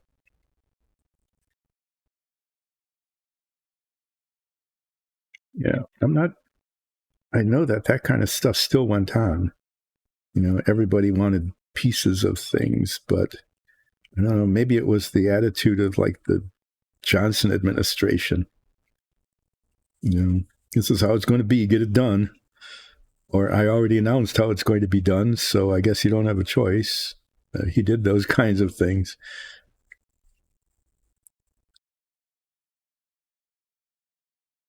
Probably cuts through a lot of that. But then there was also the focus then on the mission as opposed to the getting a piece of the pie. That's something that kind of is not as obvious anymore. That it's not. That's why an Apollo program probably could never be pulled off nowadays. It's because it's how do you get a bunch of people from different countries and different companies and all sorts of different self-interests to get together and say, well, what's really important is getting this done, as opposed to what's really important is making sure we get enough of whatever gets done.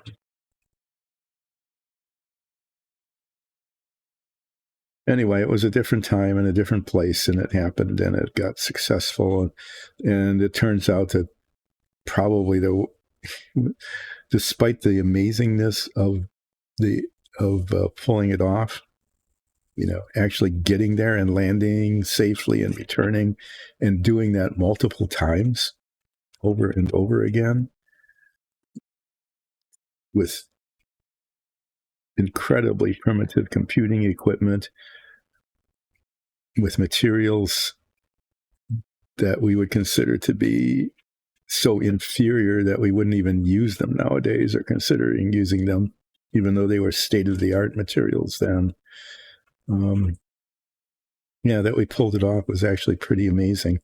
And then we even got the lunar rover, the little car that drove around on the moon. That was pretty amazing too.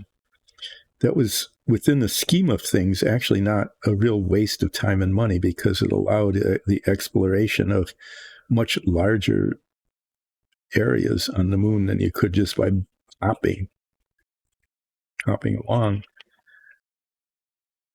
But that's another thing. You don't think about that. Think about all of the decisions that needed to be made in order to even even to be able to begin building something like the little lunar car, whose logo gets to go on it, that kind of thing, right?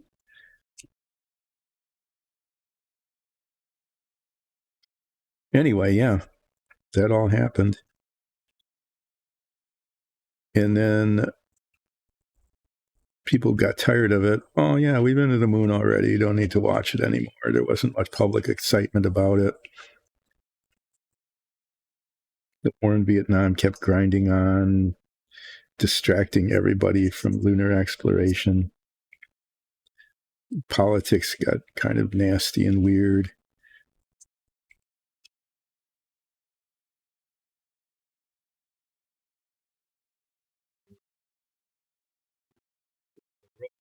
Changed pretty dramatically then. Anyway, it turned out that it was probably just a real waste of time and money, to be honest about it. That, so we landed on the moon and we brought back moon rocks, and some geologists got all excited about that. Paleogeologists who are looking at the origins of the universe and stuff that has, for us, really no practical significance. So it turned out that it was an incredible engineering achievement. Just amazing. That ended up being kind of pointless, which is kind of sad. Now we're all excited about going back again, and kind of actually have to be honest, kind of face the same thing as like, why? Well, because the Chinese are going to do it. Well, that was kind of our excuse the first time around. If we better go there because the Russians will beat us to it. We said the Russians, but we really meant the Soviets, right? To be honest, to be accurate. And they were trying the same thing, but they ran out of money. We just plodded along. It was very exciting, though. It was really exciting and just cool and amazing and stunning that we could pull that off.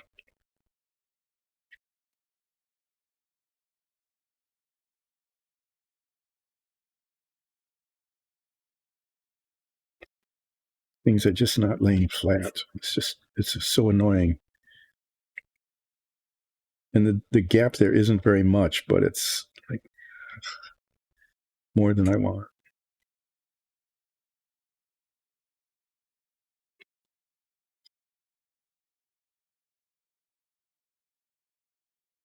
So we ended up actually I think we ended up canceling the two final Apollo missions. We had Saturn V's left over, the big rockets that carried got everything up into orbit.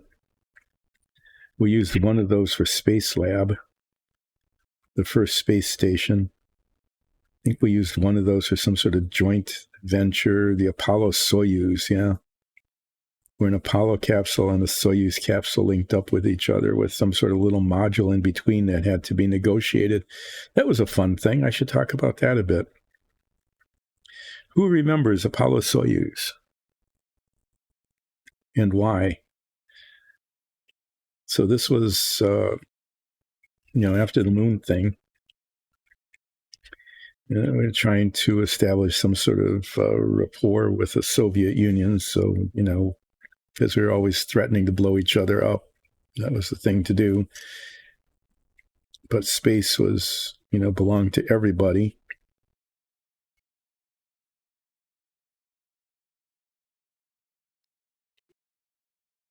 So joining an Apollo and a Soyuz, so that technically wasn't technically compared to going to the moon was not as difficult a mission, but you can imagine politically what a thing it was. But also the two didn't dock in the same way. They both docked. The Soviets and the U.S. both had docking mechanisms so you could put pieces together and take them apart.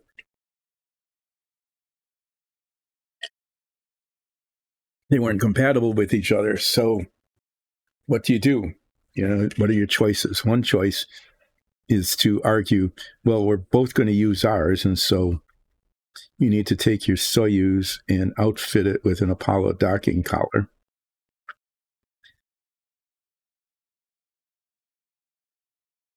That would be kind of one way you could do it. Or you could say, well, you need to take your Apollo and outfit it with a Soyuz docking collar. That would be another thing that you could do. But you can imagine the wrangling over that. So there was not only the engineering issues, and they were significant. It's like, the docking collar is not just something you slap on a capsule. It's like an integral part of the whole capsule. In fact, it's really critical because it has to have an airlock in it that, so the atmosphere doesn't escape. So you can go from one unit to the other. You have to pressurize it and depressurize it. It's not just the collar, but it's all the equipment that's associated with all of that, and it's all incompatible with anything other than itself. So the two alternatives of outfitting each other's with the docking components of the other one was a kind of a difficult thing to do, but it wasn't up to the engineers to decide that. It was a political issue, right? It's like, if you use mine, then you're the dominant party in this effort. If I use yours, then it's vice versa, and we can't have that. So the compromise was to build another component, which had one docking module on one end and the other docking module on the other end. And you would say, well, that's, from the perspective of actually pulling this off, the most expedient thing to do is you just build a tube. You had to decide who was going to build the tube, right? I don't remember who ended up building the tube that joined the two together. That was probably some sort of major political decision too.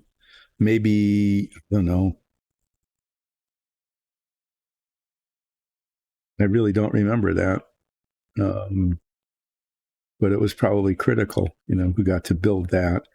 But then each party sent over a docking module of their own, of their own kind, the one that would fit the Soyuz, the one that would fit the Apollo. And one was stuck on one end and one was stuck on the other end. And when they joined up, then the two parties simultaneously floated into this tube that was built by somebody, I don't remember which. And, there was great video of them shaking hands and smiling behind their I'm not sure if they had to wear helmets because it was pressurized. I think they just had to come through in their lighter flight suits. Anyway, that was a great moment of mutual cooperation in space. It really was. It was kind of a cool thing. And when you had you had this leftover Apollo capsule, this can only use it once. Mine is, let's use it for that. Propaganda is always kind of good. So there was that. One of the Saturn V's got to launch Spacelab. That was actually kind of a neat thing. They took, basically, it was the third stage of the Apollo stack, which turned out to be huge. It's a huge thing. But since it's not being launched to the moon, there was the entire third stage could be placed in orbit. And so that was retrofitted to be a space station. And that was kind of successful too. That was up there a good long time. Had a lot of, back and forth, people coming back and forth, staying up there a while. we kind of forget about those post-moon things, those manned missions that were going on for a while before the space shuttle started flying.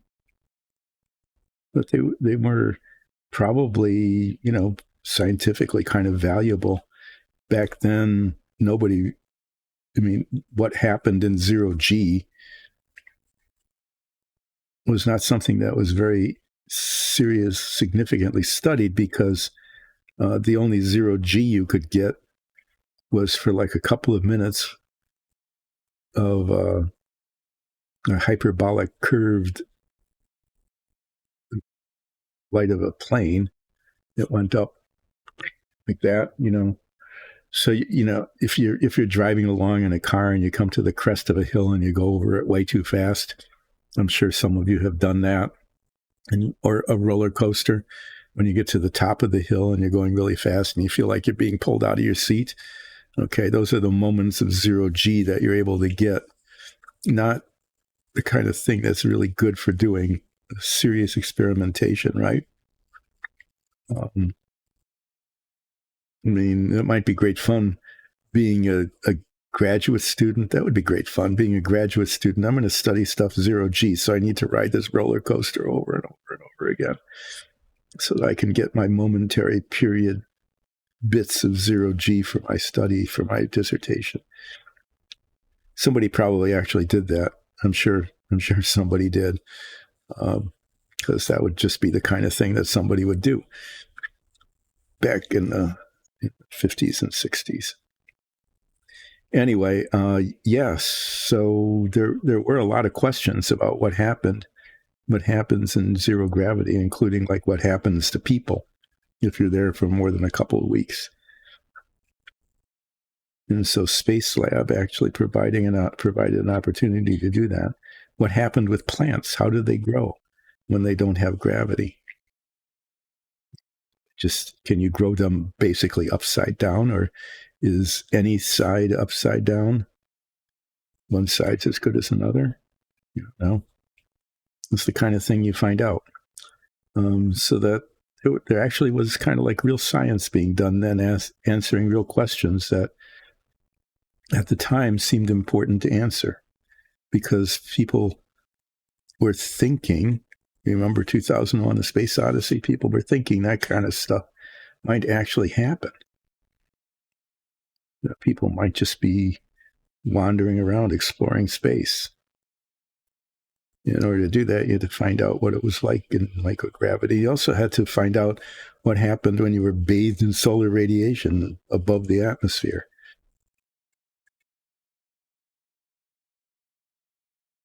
That was the uncomfortable thing, being up there for a couple months, not really knowing how much radiation you were getting. But, science in the 70s.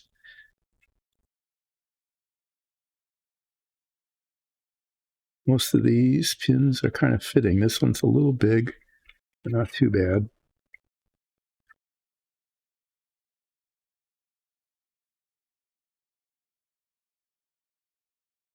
It was good. The Apollo Soyuz thing was like, okay, well, propaganda's propaganda, but why not?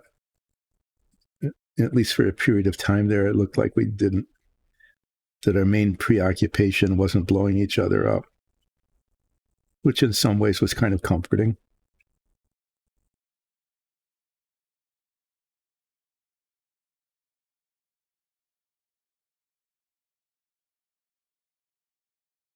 It's also comforting sometimes to read histories of that period of time. The propaganda, and both sides had that, about how evil each other was compared to them. The politicians were doing all this propaganda stuff, and so the threat of mutual destruction, the other side being ready at any moment to blow us up, for both sides was a really important propaganda point. But in reality, at least the military leaders of both sides were spending almost their entire time trying to make sure that we didn't blow each other up. because they knew that would not be a good thing.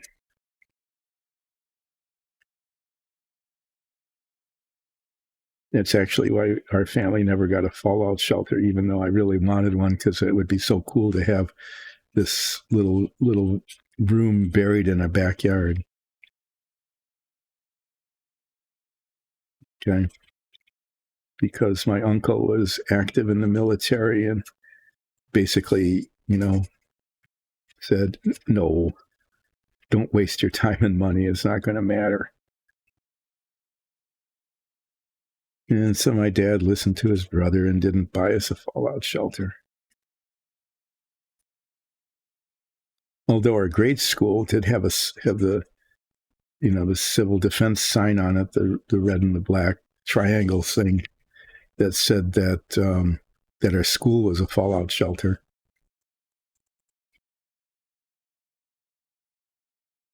That was good to know. So that if the Ruskies are going to blow us up, like during a school day, we didn't have far to go. We just had to go to the basement of the school, stay away from the windows.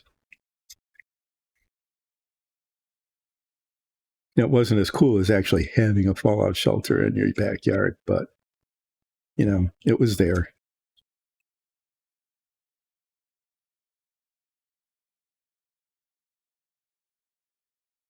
But yeah, I mean, you're reading histories about it, and it turns out that both countries really were working very hard to not blow each other up, at the same time that both countries were telling their people that the other side was working really hard to blow each other up.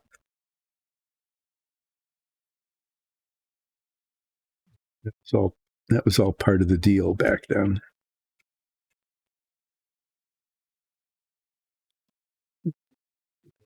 That's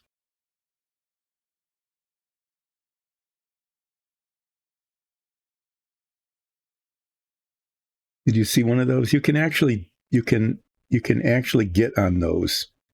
I mean, if you're willing to pay the money and find one, you can take a ride on a zero-G plane.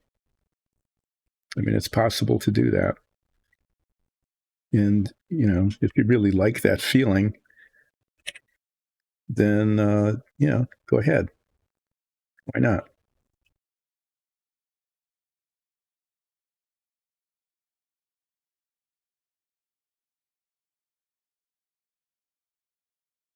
But I think if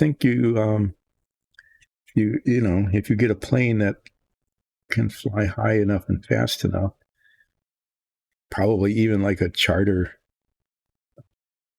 Well, no, these planes are like specially outfitted. Actually, they have chambers you can bounce around in that have pads on them so you don't hurt yourself. I mean, they take that all pretty seriously.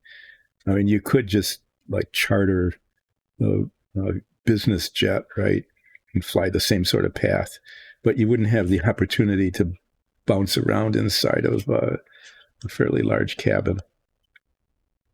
But yeah, I'm pretty sure that it's possible to get a ride on one of those things if it's something you really wanted to do. This one just is not fitting. It's really kind of annoying.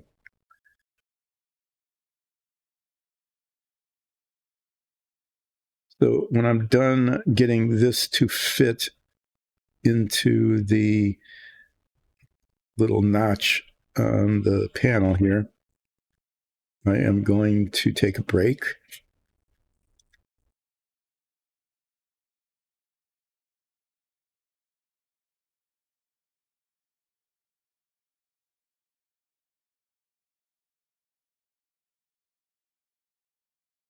What's the deal?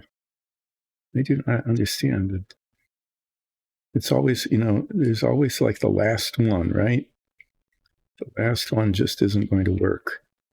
And it's really not cooperating.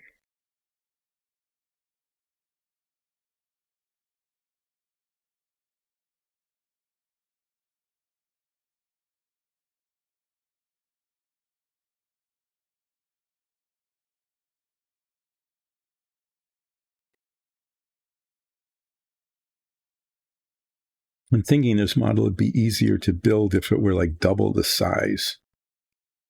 You know, it would be a real pain to display. But the bigger the pieces, the easier they are to manipulate.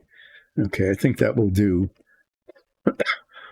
So this needs to be primed. These guys need to be primed. Need to be cleaned off. And then after break, I'm going to inspect these bits, probably do a little bit of sanding on them, just, to make sure that they're not, having little bits of plastic showing where I don't want them. What is it? Is it like 12:20 already?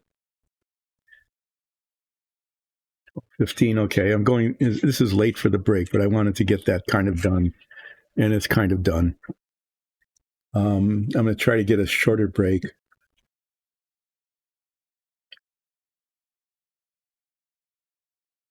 Well, you looked it up.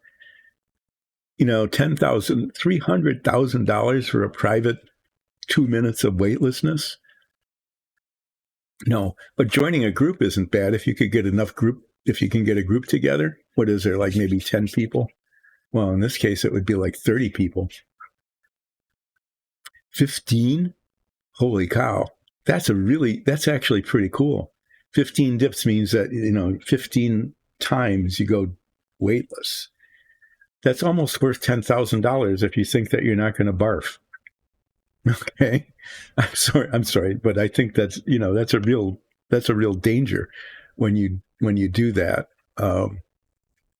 That the feeling of weightlessness, especially for a couple of minutes, if you're not overwhelmed by the coolness of floating around and bouncing off of the walls and each other, they probably give you like horse feed bags or something you can put around your face.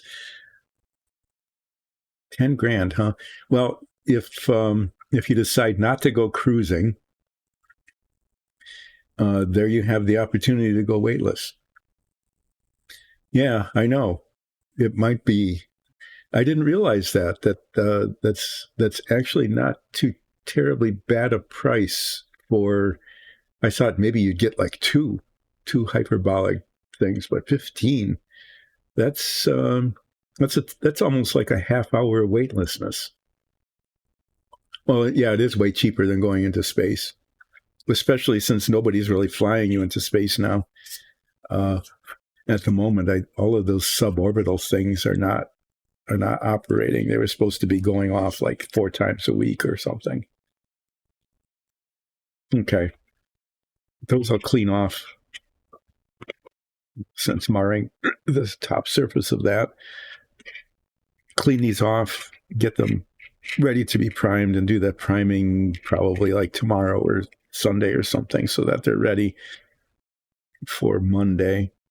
But I need to paint these guys. I need to take a break, and I'll come back and paint these guys, and hopefully these dowel things will work in terms of holding them while I do that.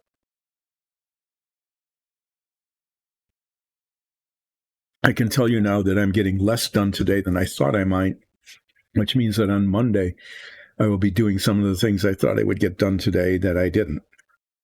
But, that's the way it goes. I got to talk about my experience with the Apollo program and those things that came after it.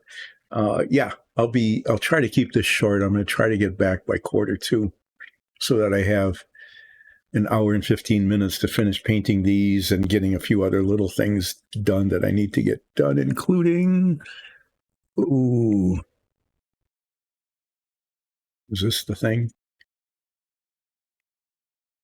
The thing with the dimple that needs to be filled in. There. I'm going to try to do that too. I'm going to leave this here. When I get back, I'm going to try to remember why I left it there, but hopefully I will. Okay, I'll be back. Photos of you barfing, I bet. So the photos are included. So it's like getting a package, a discount package on a cruise ship. Pretty nice. I have to stop. I really need to take a break. I'll be back as soon as I can.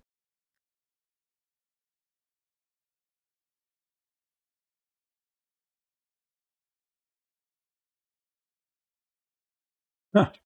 Coming back from break worked. Sometimes things work, sometimes they don't.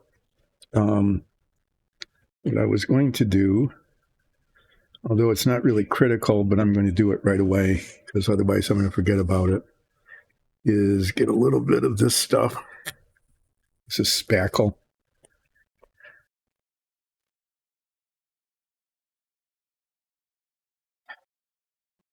It's a piece of cardboard.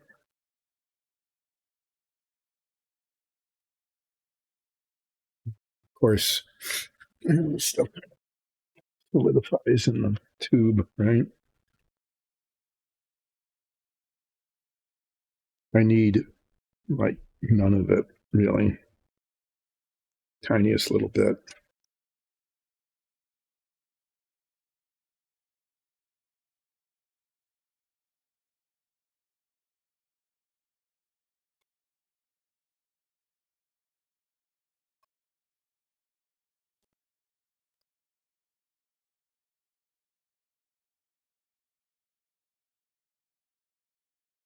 Yeah, fell. There we go. Need to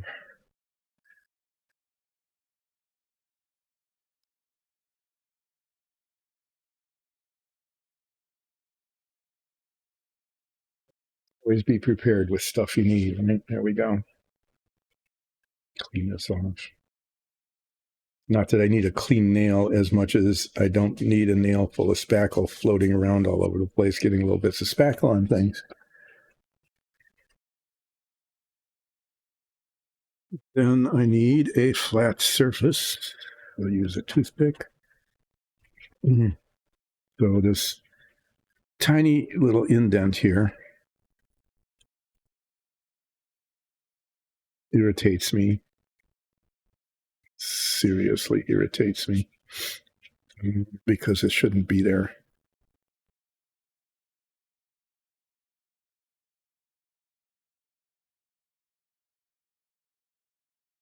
And I'm just going to overfill it a little bit.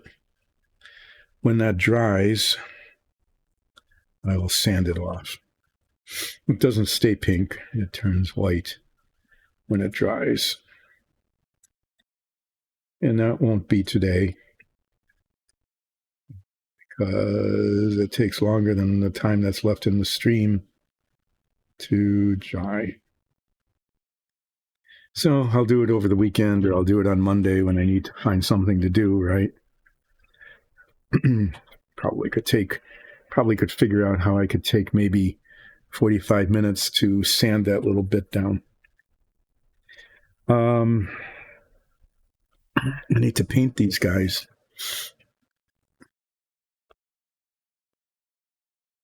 I really should be doing this over a container of some sort,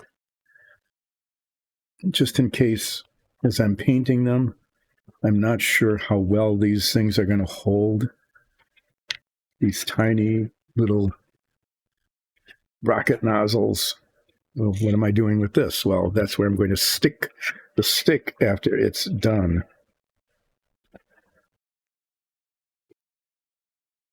Here's the process.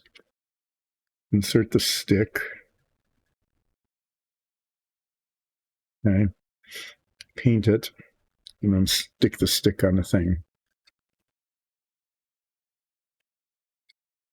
But first, yeah, that's what I'm glad I looked at that. What I can see right off is that this was not cleaned off as well as it could have been. A little bit of the sprue bit is still on there. And if I can see it without my glasses on this far away in this light, it's enough to be obvious.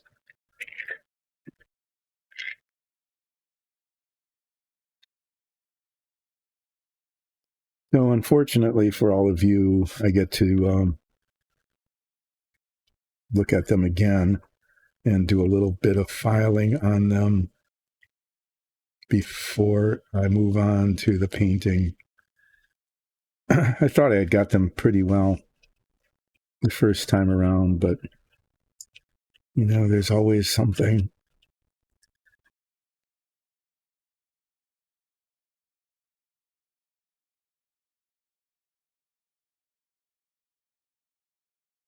And again, this is probably stuff that would never be noticeable when it's done, but can't be sure. It might just be because these are stark dark against a stark white background, these kinds of irregularities are going to be really obvious.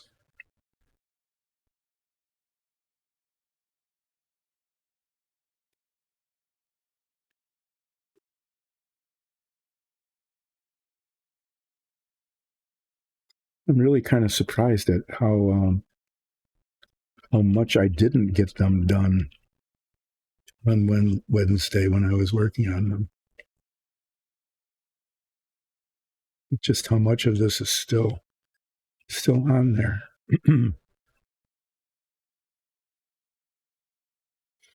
Well, yeah, I've got an hour, so I should be able to clean these up and still get them painted during today's stream.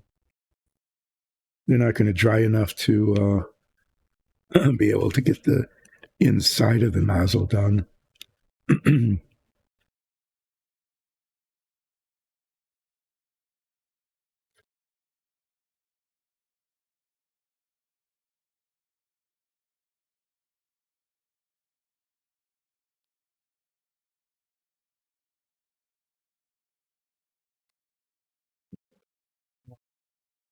That was almost really bad.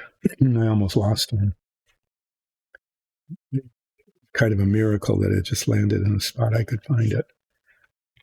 I should be doing this over the top of this container. The problem is that the container is white.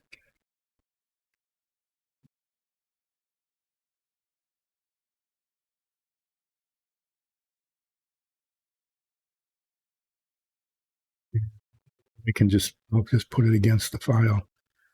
I can see the problems that way.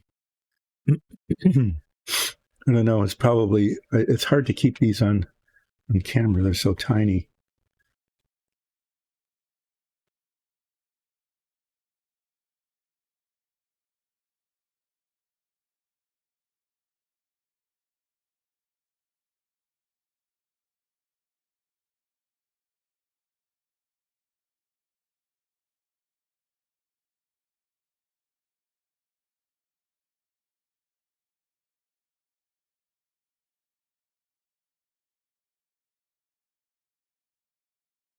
Actually, I have to say some of the better molded parts of the model in some ways, but the way they were attached to the trees or the sprues, it just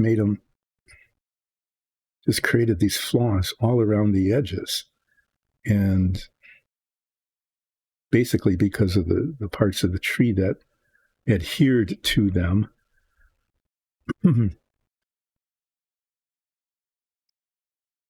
where they were attached, needed to be filed down. And that just took a long time and was not completely done the first time around.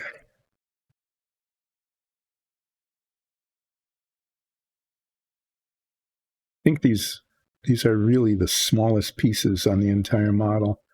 There's 16 of them. There are 4 sets of 4 attached all around the outside of the service module.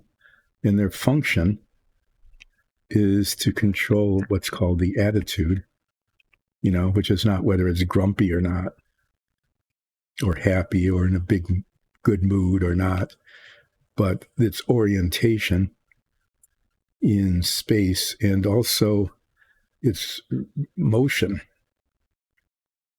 So the way the nozzles are set up, you can fire just one of them, okay? or fire all 16, depending on what the situation is. The point is to keep the assembly of the service, lunar, and command module oriented correctly relative to whatever. In this case, I think relative to a guide star that is used by the onboard, well, basically by navigation for navigation. That. Okay. But, things are not always perfectly stable all the time. So the capsule might yaw, which would be relative to its preferred position would be an up and down motion. No, side to side motion, sorry. Up and down is pitch. So it might go up and down. Like if you're in an airplane, nose up or nose down, that's pitch. Okay, that can happen. Is the thing could be relative to its guide star moving up and down, or it could yaw, which is left to right, or it could roll, which is pretty self-evident. And so these little bitty things, these little jets, just shooting tiny little bursts of, I think they use like a hydrogen peroxide fuel, which when it hits a catalyst causes a little burst of steam, basically. I think that's, some of them did anyway. I don't know if the ones on Apollo did that or not. I think the ones on the Mercury and some other satellites do.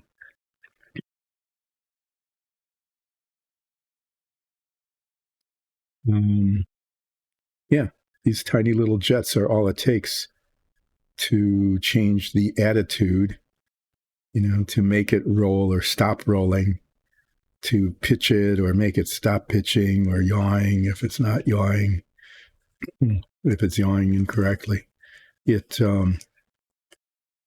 little jets in combination or individually are what keep it going that way. They aren't really designed to change the direction, to speed it up or slow it down. Okay. They're not designed to do that. They're just designed to keep it oriented correctly. So yeah, there's 16 of them and 4 sets of 4 each on the service module. And then there is a similar set of 16 kind of into the same way or arranged the same way on the lunar module, because the lunar module also needs to be kept in the right attitude or orientation. In fact, it's really important when descending to the lunar surface that it be that way. Again, not designed whether to speed it up or slow it down or take it into orbit or settle it on the surface of the moon or launch it back up.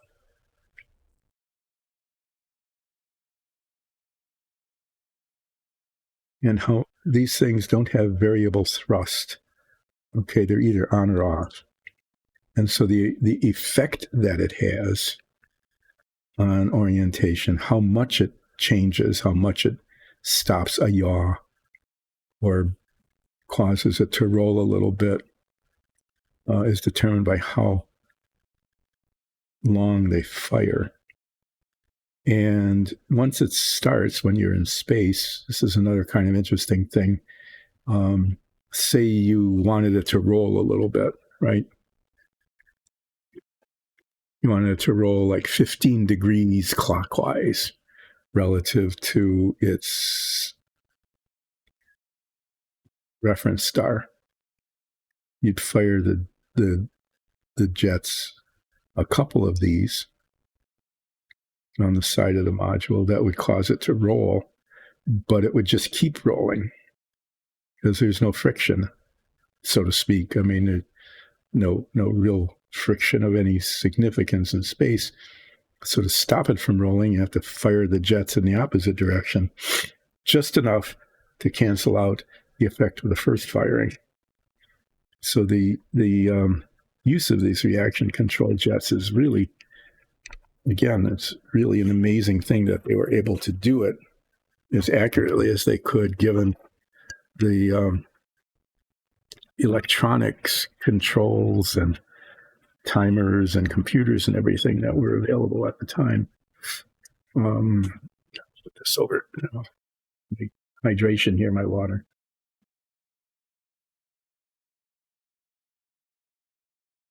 This is going to be in the way. Get knocked over. Knock something else over. What I need my rinse water. I'm going to need this file to not be here. This sandpaper to not be here.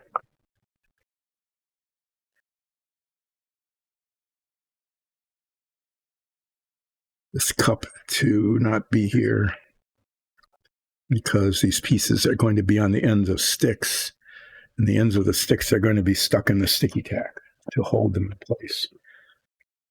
But I need my little palette. Where did I put it? There it is. Yeah, right there in front of me, underneath something.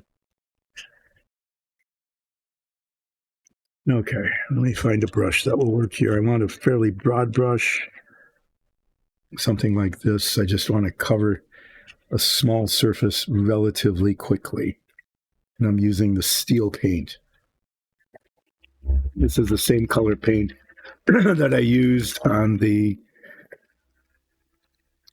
exhaust cones for the escape tower and for the very large exhaust cone for the main engine on the service module. So rather than painting them flat black, since they are jets, I mean, they're rocket tones, I'm going to just keep the keep the same color scheme going.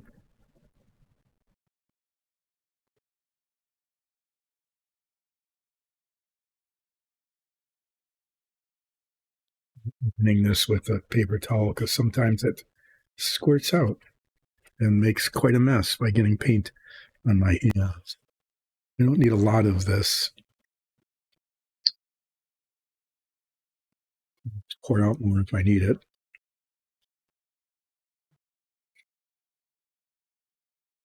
I'll keep it there, and so I don't have to reach too far over something to get it later.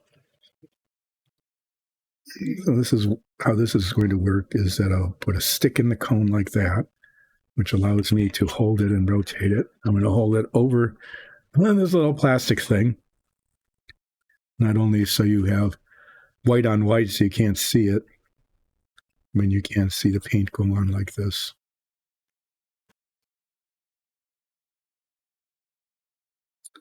Oh my, it's not sticking.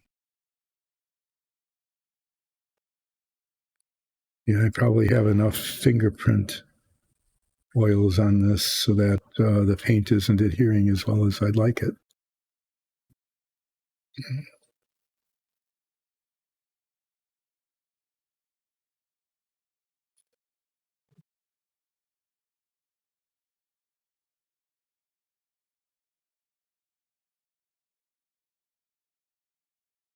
I can't really see very well here. I don't want to put my head magnifiers on just for this. It just seems excessive. But that's it. I'm trying to make sure that there aren't any bubbles showing. So I'm rotating it just to catch the light from the ring light camera here.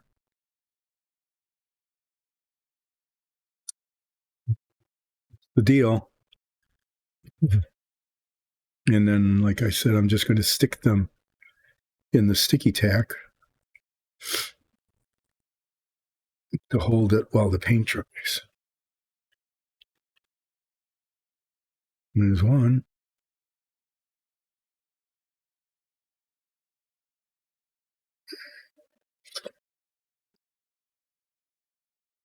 Sticky tack on this side, because I'm holding it with my left hand and I can do it that way without having.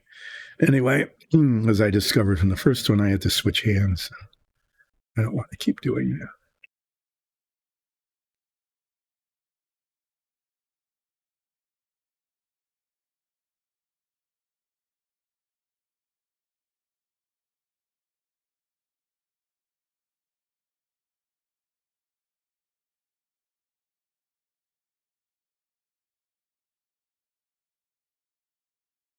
As usual, for reasons unknown, it feels chillier down here after break than before.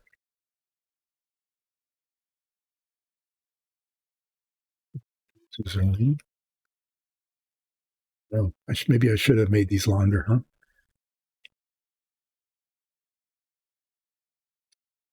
Painting the insides of these little things on the top here.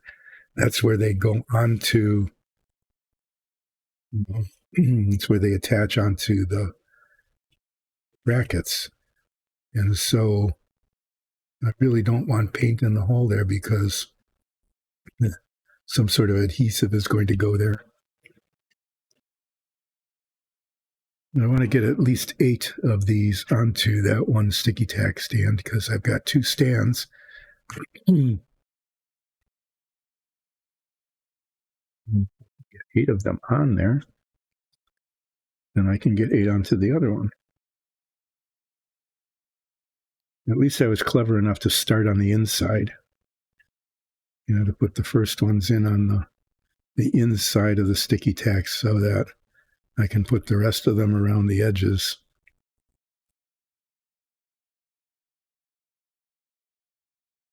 That was thinking ahead.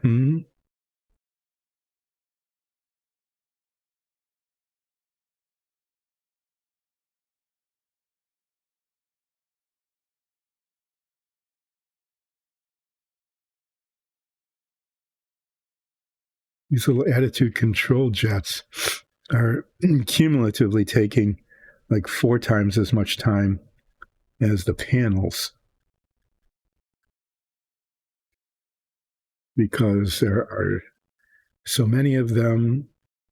They were so flawed.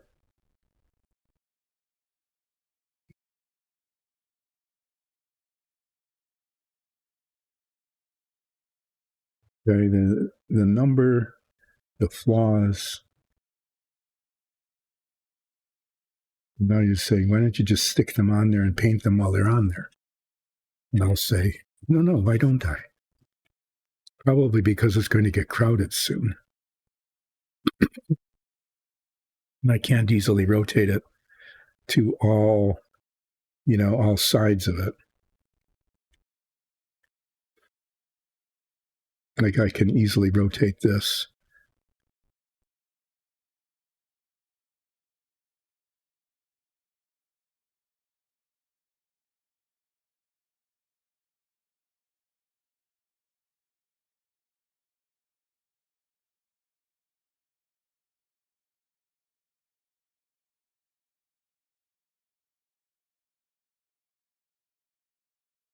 Yeah.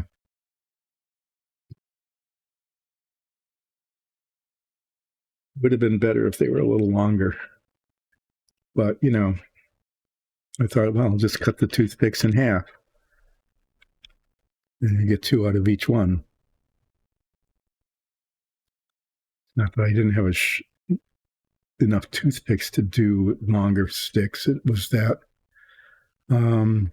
it just seemed like a simple thing to do and move things along because there were fewer cuts. Anyway, I just have to be a little bit cautious in the process of sticking them on the sticky tack because there isn't a lot of room to work with. That was one thing I didn't test ahead of time. It probably would have been better for it if I had, but I didn't. So there it is.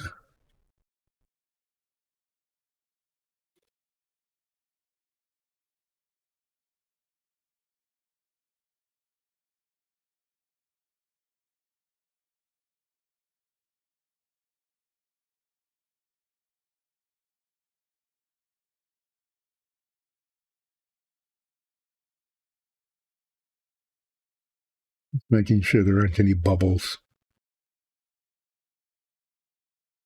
Metallic paint. For some reason, that hadn't really been a problem before. I almost knocked that over. That would have been not a good thing.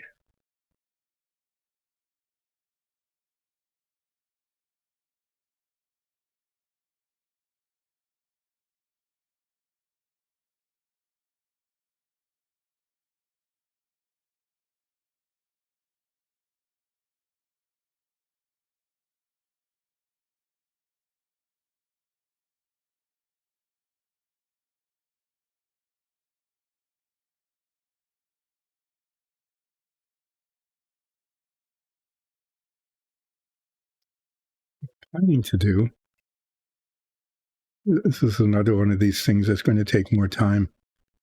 It probably isn't necessary, is that the color scheme I've used on the other rocket nozzles, which are all much bigger than this, of course, was to paint the outside steel, but paint the inside of them flat black.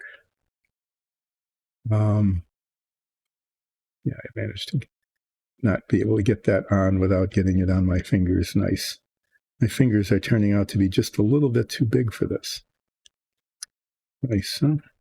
Anyway, yeah, the color scheme I'd been using with the others nozzles was to paint the inside flat black. I'm going to do that too when I paint the inside, and then there's a chance I'll get the flat black on the rim, the bottom rim here of the nozzle, and I'll have to do some touching up on it.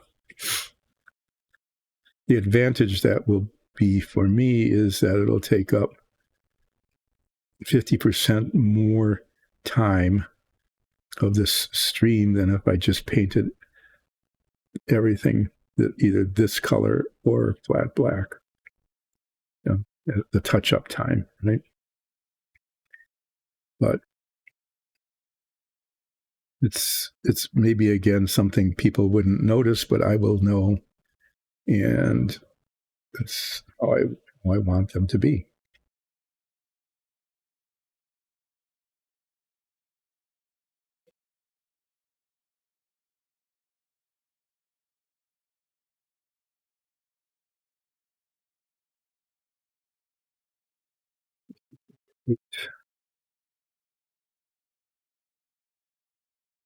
That's good. This is the 8th one I'm painting, and there are 8 left. I keep counting them over and over and over again, because if I lose one of these, it can't be replaced. I mean, I don't think I'll be able to go on eBay and find, I want one attitude control rocket nozzle, please. Oh yeah, you can have one for $27.50 plus postage. It'll be that kind of thing, certainly.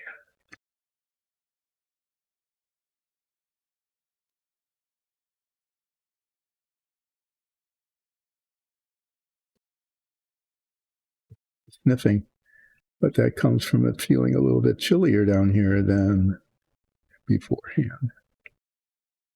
Anyway, I'll let these dry, and then on Monday, if they need a little touching up, I will get that done.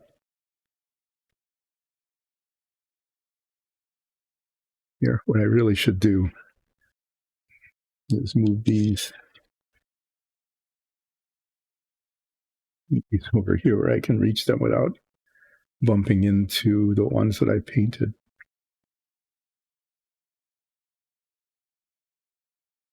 So I'm getting some painting done. Yeah, I am getting some painting done on Relaxing Painting, as it says. What are we painting today? I'm painting attitude control rocket nozzles. There they are. 16 of them after being filed down twice. They're okay. You know, not everything in this is perfect.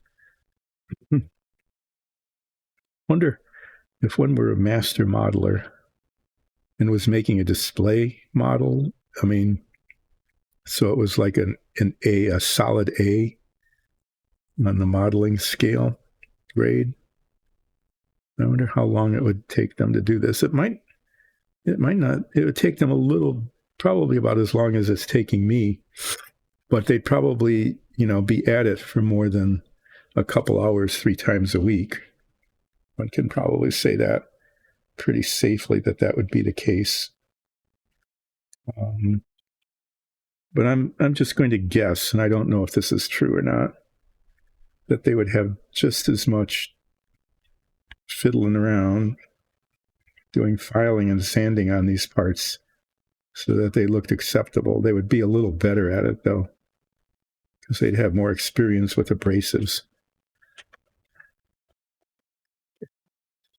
I've got 7 more to go.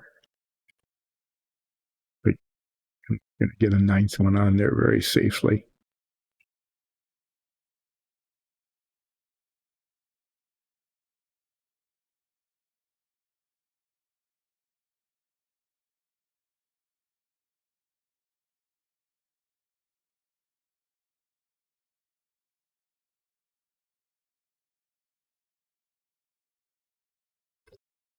That's the other thing that sometimes happens after break. Is I get a hand cramp like I'm getting now, which is not helping.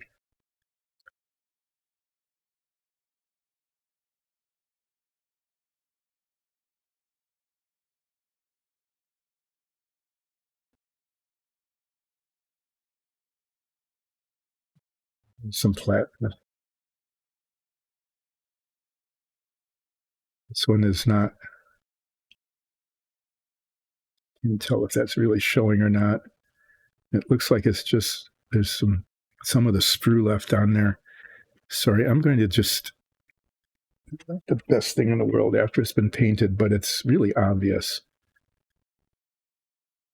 The others had been fairly clear.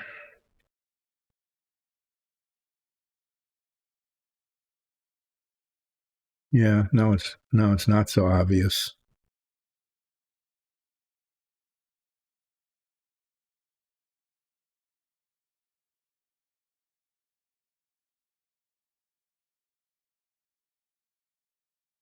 I don't know.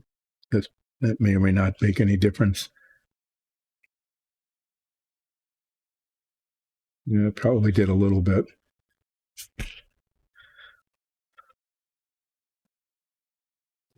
Well, looking at the clock, there is a 95% chance that I will finish these. That is to say, getting the exterior coat of the steel paint on them. Yet this stream, except there we go.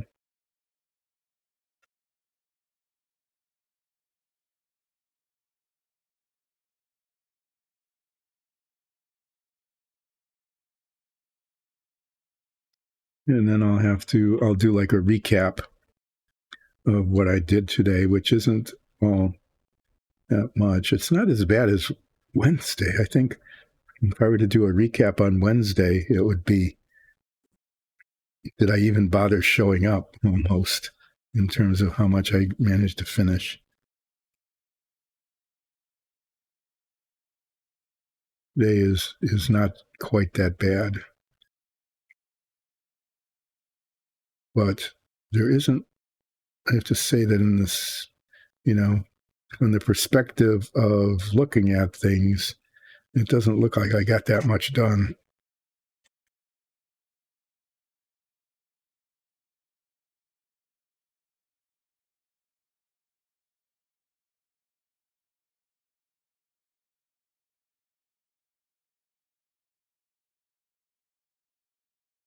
Yeah, you can see by the paint on my fingers how much it would have been better if I had made those sticks longer, like if I had just made one out of each toothpick instead of 2.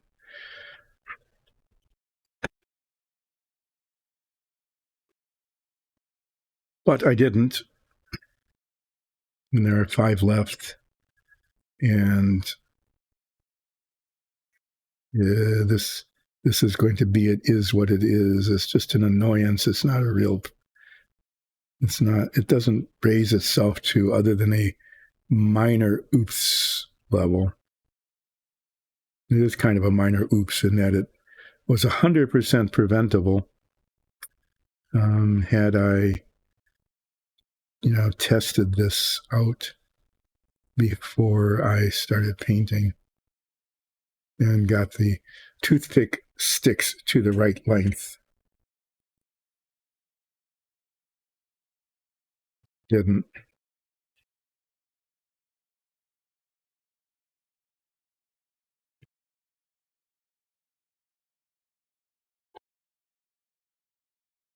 Anyway, yeah, the Apollo program was really pretty amazing. And it included all sorts of things that people forget about today, like all the test flights, and how sometimes the test flights really didn't seem to accomplish much of anything, but they were critical. Like the first test flights of the Lunar Excursion Module were all done in Earth orbit, where they practiced pulling it up out of its fairing and turning around and docking with it nose to nose, and then pulling it out and maneuvering with it attached. It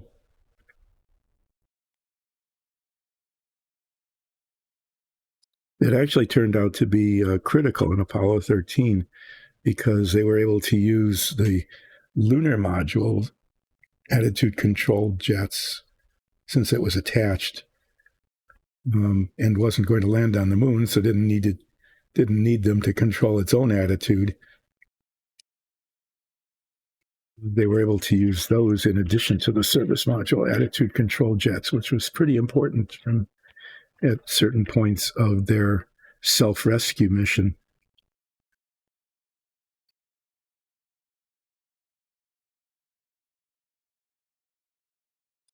Great. So I've got one where either the stick was a smaller size than usual, or the hole in this is a larger size than usual. Seriously, it is not gripping. Maybe this will work because it's got little bits of extra wood sticking out of it, which I would have, if I'd noticed them earlier, actually cleaned off. But it turned out to be a good thing. A happy accident. The hole, the nozzle hole on this one is a little bigger than all the rest. Not a surprising thing.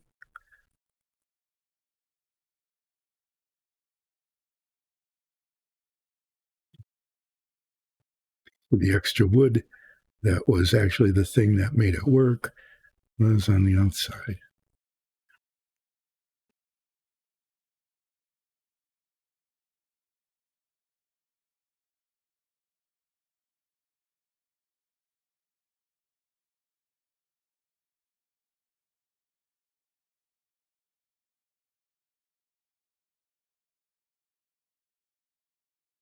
It's always near the end, right?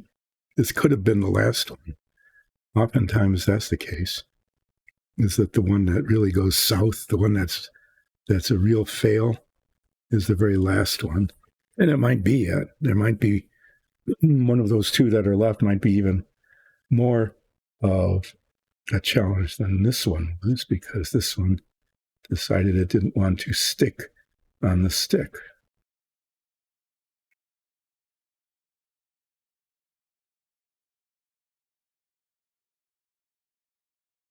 Hoping this all turns out to cover well, so that I don't have to do much touch up on them on one day.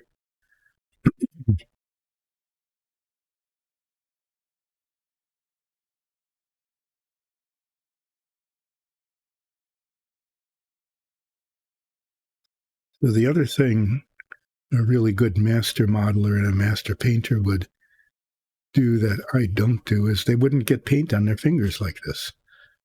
I mean, no matter what, how big the piece was, how difficult it was to hold, no matter where the paint was relative to your hands, they wouldn't get paint on their fingers. Not only am I getting some paint on my fingers, but I'm getting paint on my fingers in places where there isn't even any paint. Like there. I mean, how did I get paint there?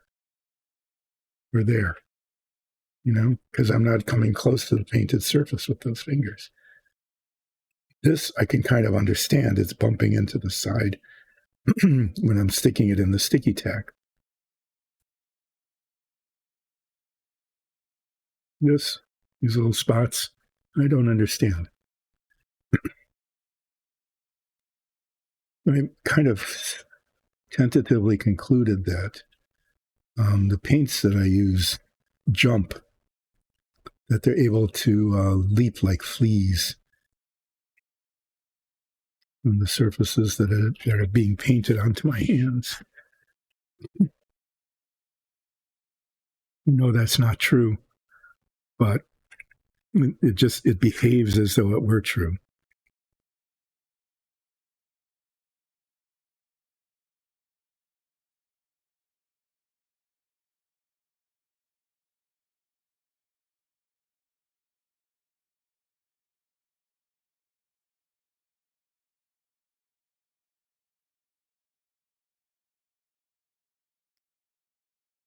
So as we're wrapping up here today, I want to thank everybody for joining in again. Hopefully, if you watched this week, you've noticed that there's been some progress, at least, on the Apollo. I did finish, and I would bring it over and show it to you if I didn't have dark paint on my fingers, and I don't want to touch the thing and get paint on it now that it's finished. But I did finish the escape tower. So one of the four components of the Apollo stack here is actually completed. And you'll just, if you don't believe me, you can watch the when did I finish it? It was either Monday or Wednesday. I can't remember. Who can remember? You can catch it on YouTube and see that that I was able to successfully attach the little doors, the flap opening doors at the very, very top of it using contact adhesive, and I wasn't sure it was going to work, and then it went poof, just done in a matter of seconds. This thing that I wasn't sure was going to be able to happen at all. To keep these separate from each other, they have magnets in the bases. Hi back. Here, let me show you what I've done. I've painted 16 tiny little attitude control rocket nozzles on the outside, meaning that on Monday I get to check to make sure that they're, don't need touch up, but I have to paint the insides of the nozzles. But for that, I'll actually hold on to them. For this, I had to use some toothpicks. Anyway, that's not all 16. The rest of them are here. And I was telling everybody, I actually this week managed to finish the escape tower completely. It's completely done. I had a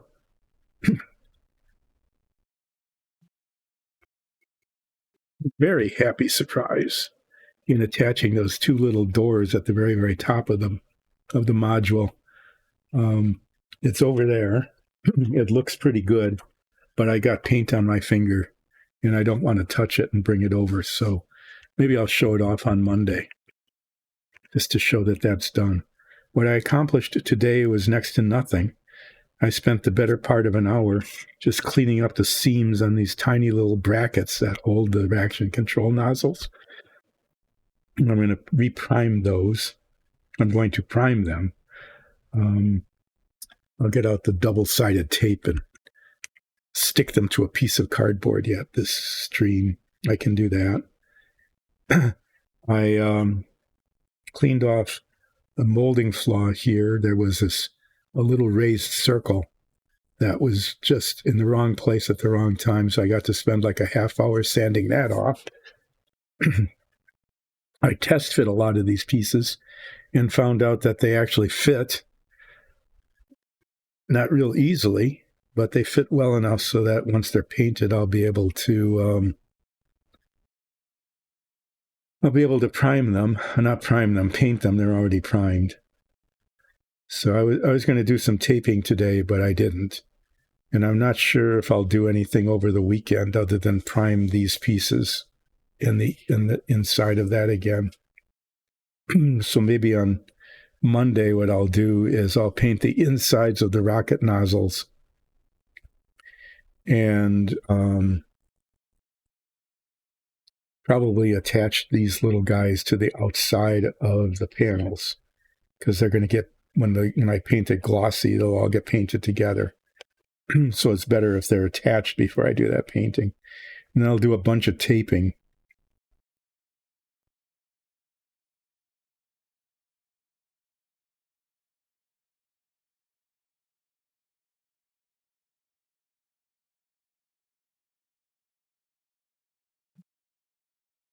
Well, hey, who?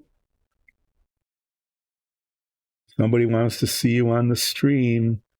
You need to take a day off of work, call in sick or something, and come and paint something. I know if you look at really old ones on podcasts, you'll see Nicole, Nikki doing some painting. She's done some really good painting. She's very good at it, much better than I am. I don't have anything she's done right here that I can see, but she did some dire crabs, some giant crabs that are just amazing in terms of their shading and highlighting. But yeah, this has been, I'm just getting a couple of pieces of double-sided tape so I can stick these on this cardboard so that they will hold.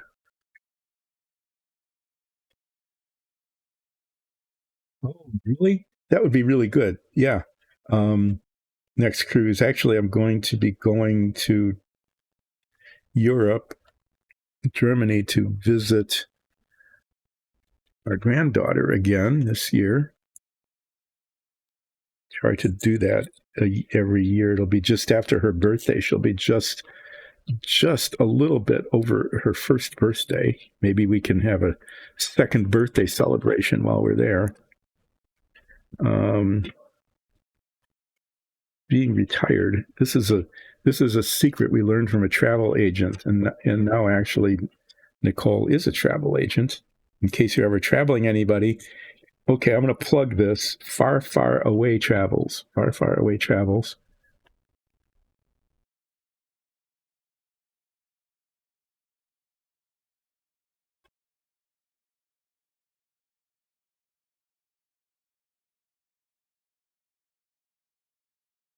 With the temple that you did, that'll be cool. I haven't painted a minifig in a long time. They haven't been, the 3D printing has not been printing much lately. So I've been told just keep working on the Apollo, which is just as well because I can spend apparently like 3.5 hours, like on a day today. And all I've done apparently is painted a bunch of these little things. Although I did spend a fair amount of time sanding them down. So what am I doing with this tape here? What I'm doing with this tape is these have a tiny, tiny little base on them, but they're so small, the pieces are so small that if I were to just set them down and prime them, the spray would blow them away. And I learned that the hard way by priming little pieces and having the spray blow them away. They're not the kind of thing that can be held onto very easily. I suppose theoretically I could use an alligator clip and grab the tab on the bottom, but the tab is tapered. 3 more to get the temple done. I have to keep watching that. So there, these are ready. Now, these are ready for prime time. I'm going to keep saying that. I think it's kind of stupid to say it, so I'm going to just keep saying that because they're ready for prime time. And I definitely want to prime them, even though I sanded down the seams and you can't feel them, you can still kind of see them. And I want to make sure I get enough primer on there so that when the white coat goes on, the seams don't show. And I need to reprime the inside of this for where the hinge is and for where it is that I did the sanding down of the molding floss. So yeah, this weekend, this is my whole exciting weekend thing, is to prime these. No, I didn't see them. Oh, and then okay, I need to go back and take a look. I have not been keeping up with anything. That's really cool. You put them in an epoxy tank. Neat. I wonder if this is dried enough. No, it's still there's still a little color. This is so tiny, I don't need to reprime it. Okay, so put these on because I'm not going to be doing anything up close now other than just knocking things over. I was hoping to have gotten some pieces taped enough so that I could paint them over the weekend. So unless I go out of my way to tape them over the weekend and paint them, I'm just going to tape them on Monday and paint them on Tuesday. And then take that tape off and tape other areas so I can paint the rest of them another color, and then start getting some of the detail painting done on those as well. Like this whole thing is going to get base coated kind of a gray-green color. Pretty much aluminum airplane fuselage primer color, essentially. And then these conduits need to be painted. And these little junction boxes, okay? And the box top provides a little bit of guidance on that. This side is a little trickier. All the stuff on the inside of these three holders, which hold some of the gold painted panels into which the detail is shown. This is painted gold on here and dark green on the outside. So what I should do, if I had time, and I really don't, is I would tape these. I'd be running the tape around all the parts that are going to be painted gold, okay, and taping that off and covering it, and so that okay, I didn't notice that before. Okay. I wonder if there's one on the on the bottom. Yeah. I was wondering, the fuel tanks. Thanks for dropping in, and I'll have to catch up with your streams. I want to see the goblin and the tadpole in the epoxy aquarium tank. Yeah, I was wondering how to attach that. And there's a spot there for cement to hold the fuel tanks that slide in after this thing is assembled. I hadn't noticed that before. But yeah, this is going to require some, fancy taping to make sure that the paint of the right color goes in the right spots. And I'm going to be painting the greenish color first and then the gold last. So that if the tape Hadang is, why not? Why not Hadang? So that so if I paint a color and then I tape it over and the tape pulls a little of the color off, this flat color, the flat green, can be touched up by a brush rather than trying to touch up the shiny gold color. So anyway, there's a bunch of taping and then painting and repainting and taping and test fitting yet. It all needs to be done before this service module is done. It looks like at this point, I could just really kind of just slap glue it together and say it's done. But, I want the rest of this to look okay. I want it to look like a B+ sort of thing. So you're just going to have to bear with me as I plug away at these and do little bits at a time, even though it turns out to be a little bit tedious, I think. So thanks for joining in. If you aren't already, please become a follower if you can. And you watch on YouTube, you can become a YouTube sponsor. That would be really great. Be really terrific. I'm putting things away. I'm putting toothpicks in the toothpick bin. Yay. There we go. The flat and the round toothpicks are all mixed together. So if I need one or the other, I have to root through here. Like you root through a jar of old screws, when you're looking for just the right screw, you got one. You don't want to go to the hardware store and buy just a single screw for 12 cents because it takes you like a half a day to get it done. So you keep these jars of screws, and then you have to root through them to find just the right one. And usually you do. More often than not, it's possible to find just the right screw. And you say, wow, that was really good that I managed to save these screws in this jar. Now, whether, whoever inherits this and has the garage sale, I hope somebody pays $2 for this jar of screws, because they know that in that jar will be the screw that they need for their project. You just know it's true. I've got 10 minutes left. And I have one more task to do while I talk about Dice and Dungeons. And these are ready for priming, so I'm going to just set them.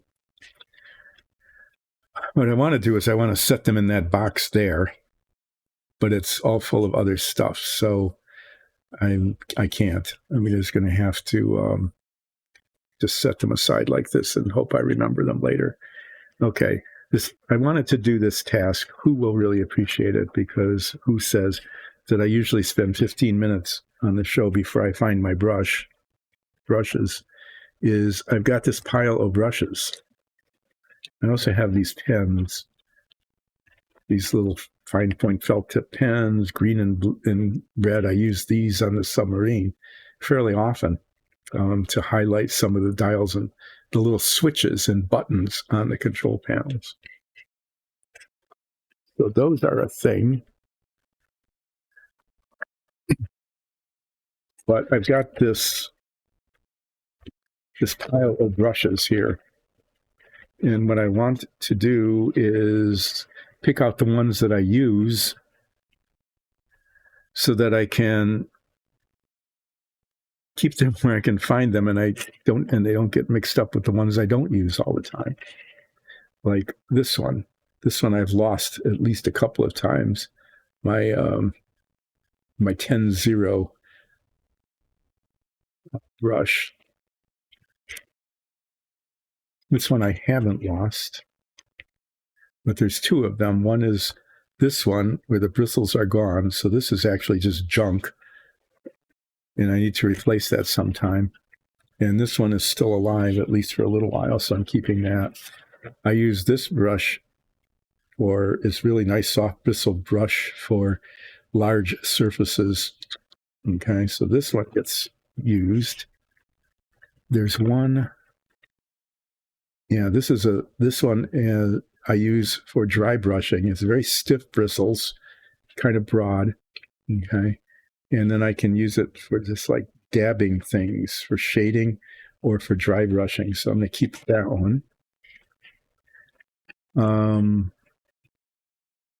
This one, there's no bristles left, so that's just trash. This one has one bristle left. Literally, it is a single bristle brush.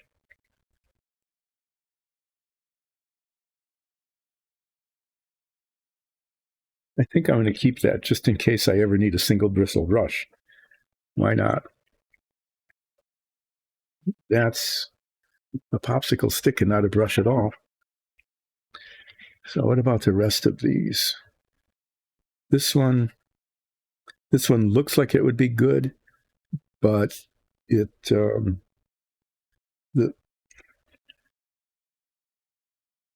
comes to a nice fine point. The bristles, I might hold on to that. This is going to be like, I use these a lot. I use these a little bit.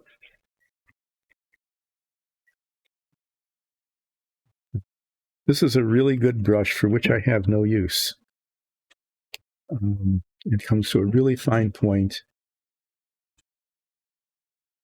But the point is, there's some, there's some bristles that are sticking out here. These are a problem. And what I should do is I should get out the X-Acto knife. And if I cut those off, then they won't be a problem.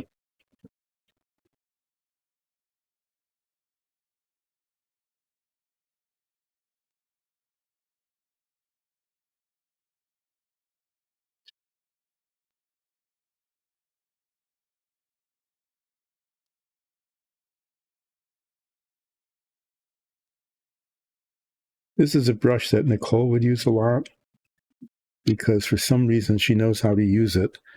It's a really nice brush. It comes to a really fine point. The bristles are probably like, this is probably like a really expensive brush. But I don't know how to use it. I just have to admit that I don't know the best way to use this brush. And so I don't use it. And I probably could learn, and I'd probably be happy for having learned it, but I don't. So I'm just going to put it back in its protective case here and set that aside. The brush that I was just...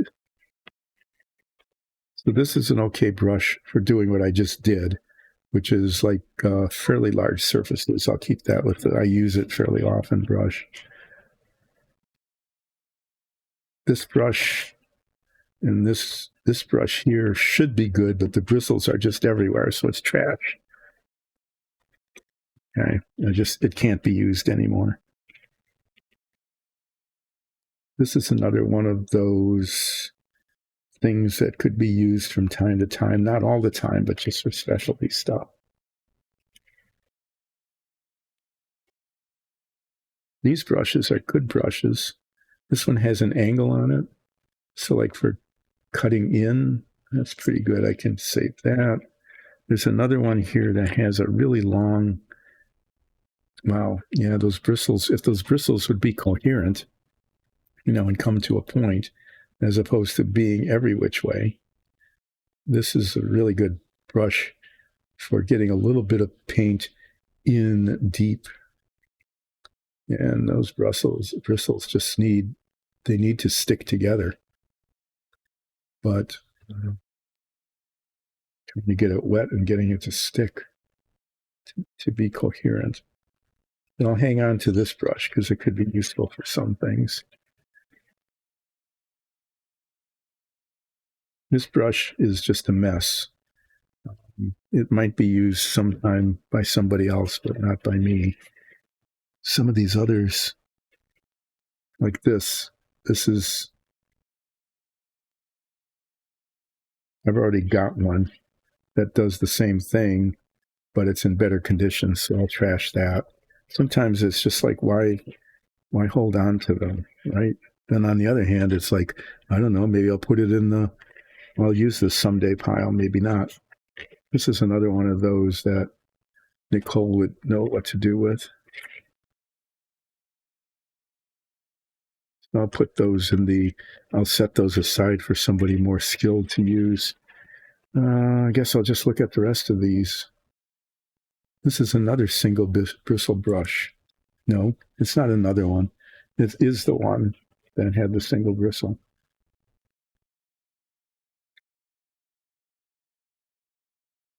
This one might be useful. This one's no good anymore. This one's no good anymore. The Army Painter super detail, but the tip of it, the bristles just got mashed up. And that was not good. This one's good.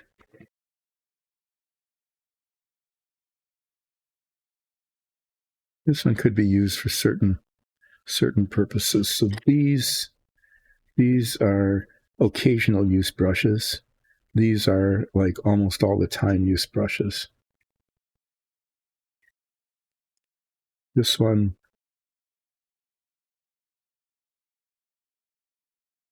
well, that one obviously has had a lot of use over the years, but yeah. And these are just somebody else will have to learn how to use them. Okay, so I got brushes sorted. That's good. I think to that pile, I want to add the best of there's 3 brushes here, 4 brushes that all do kind of the same thing. And I want to put this one in with that pile.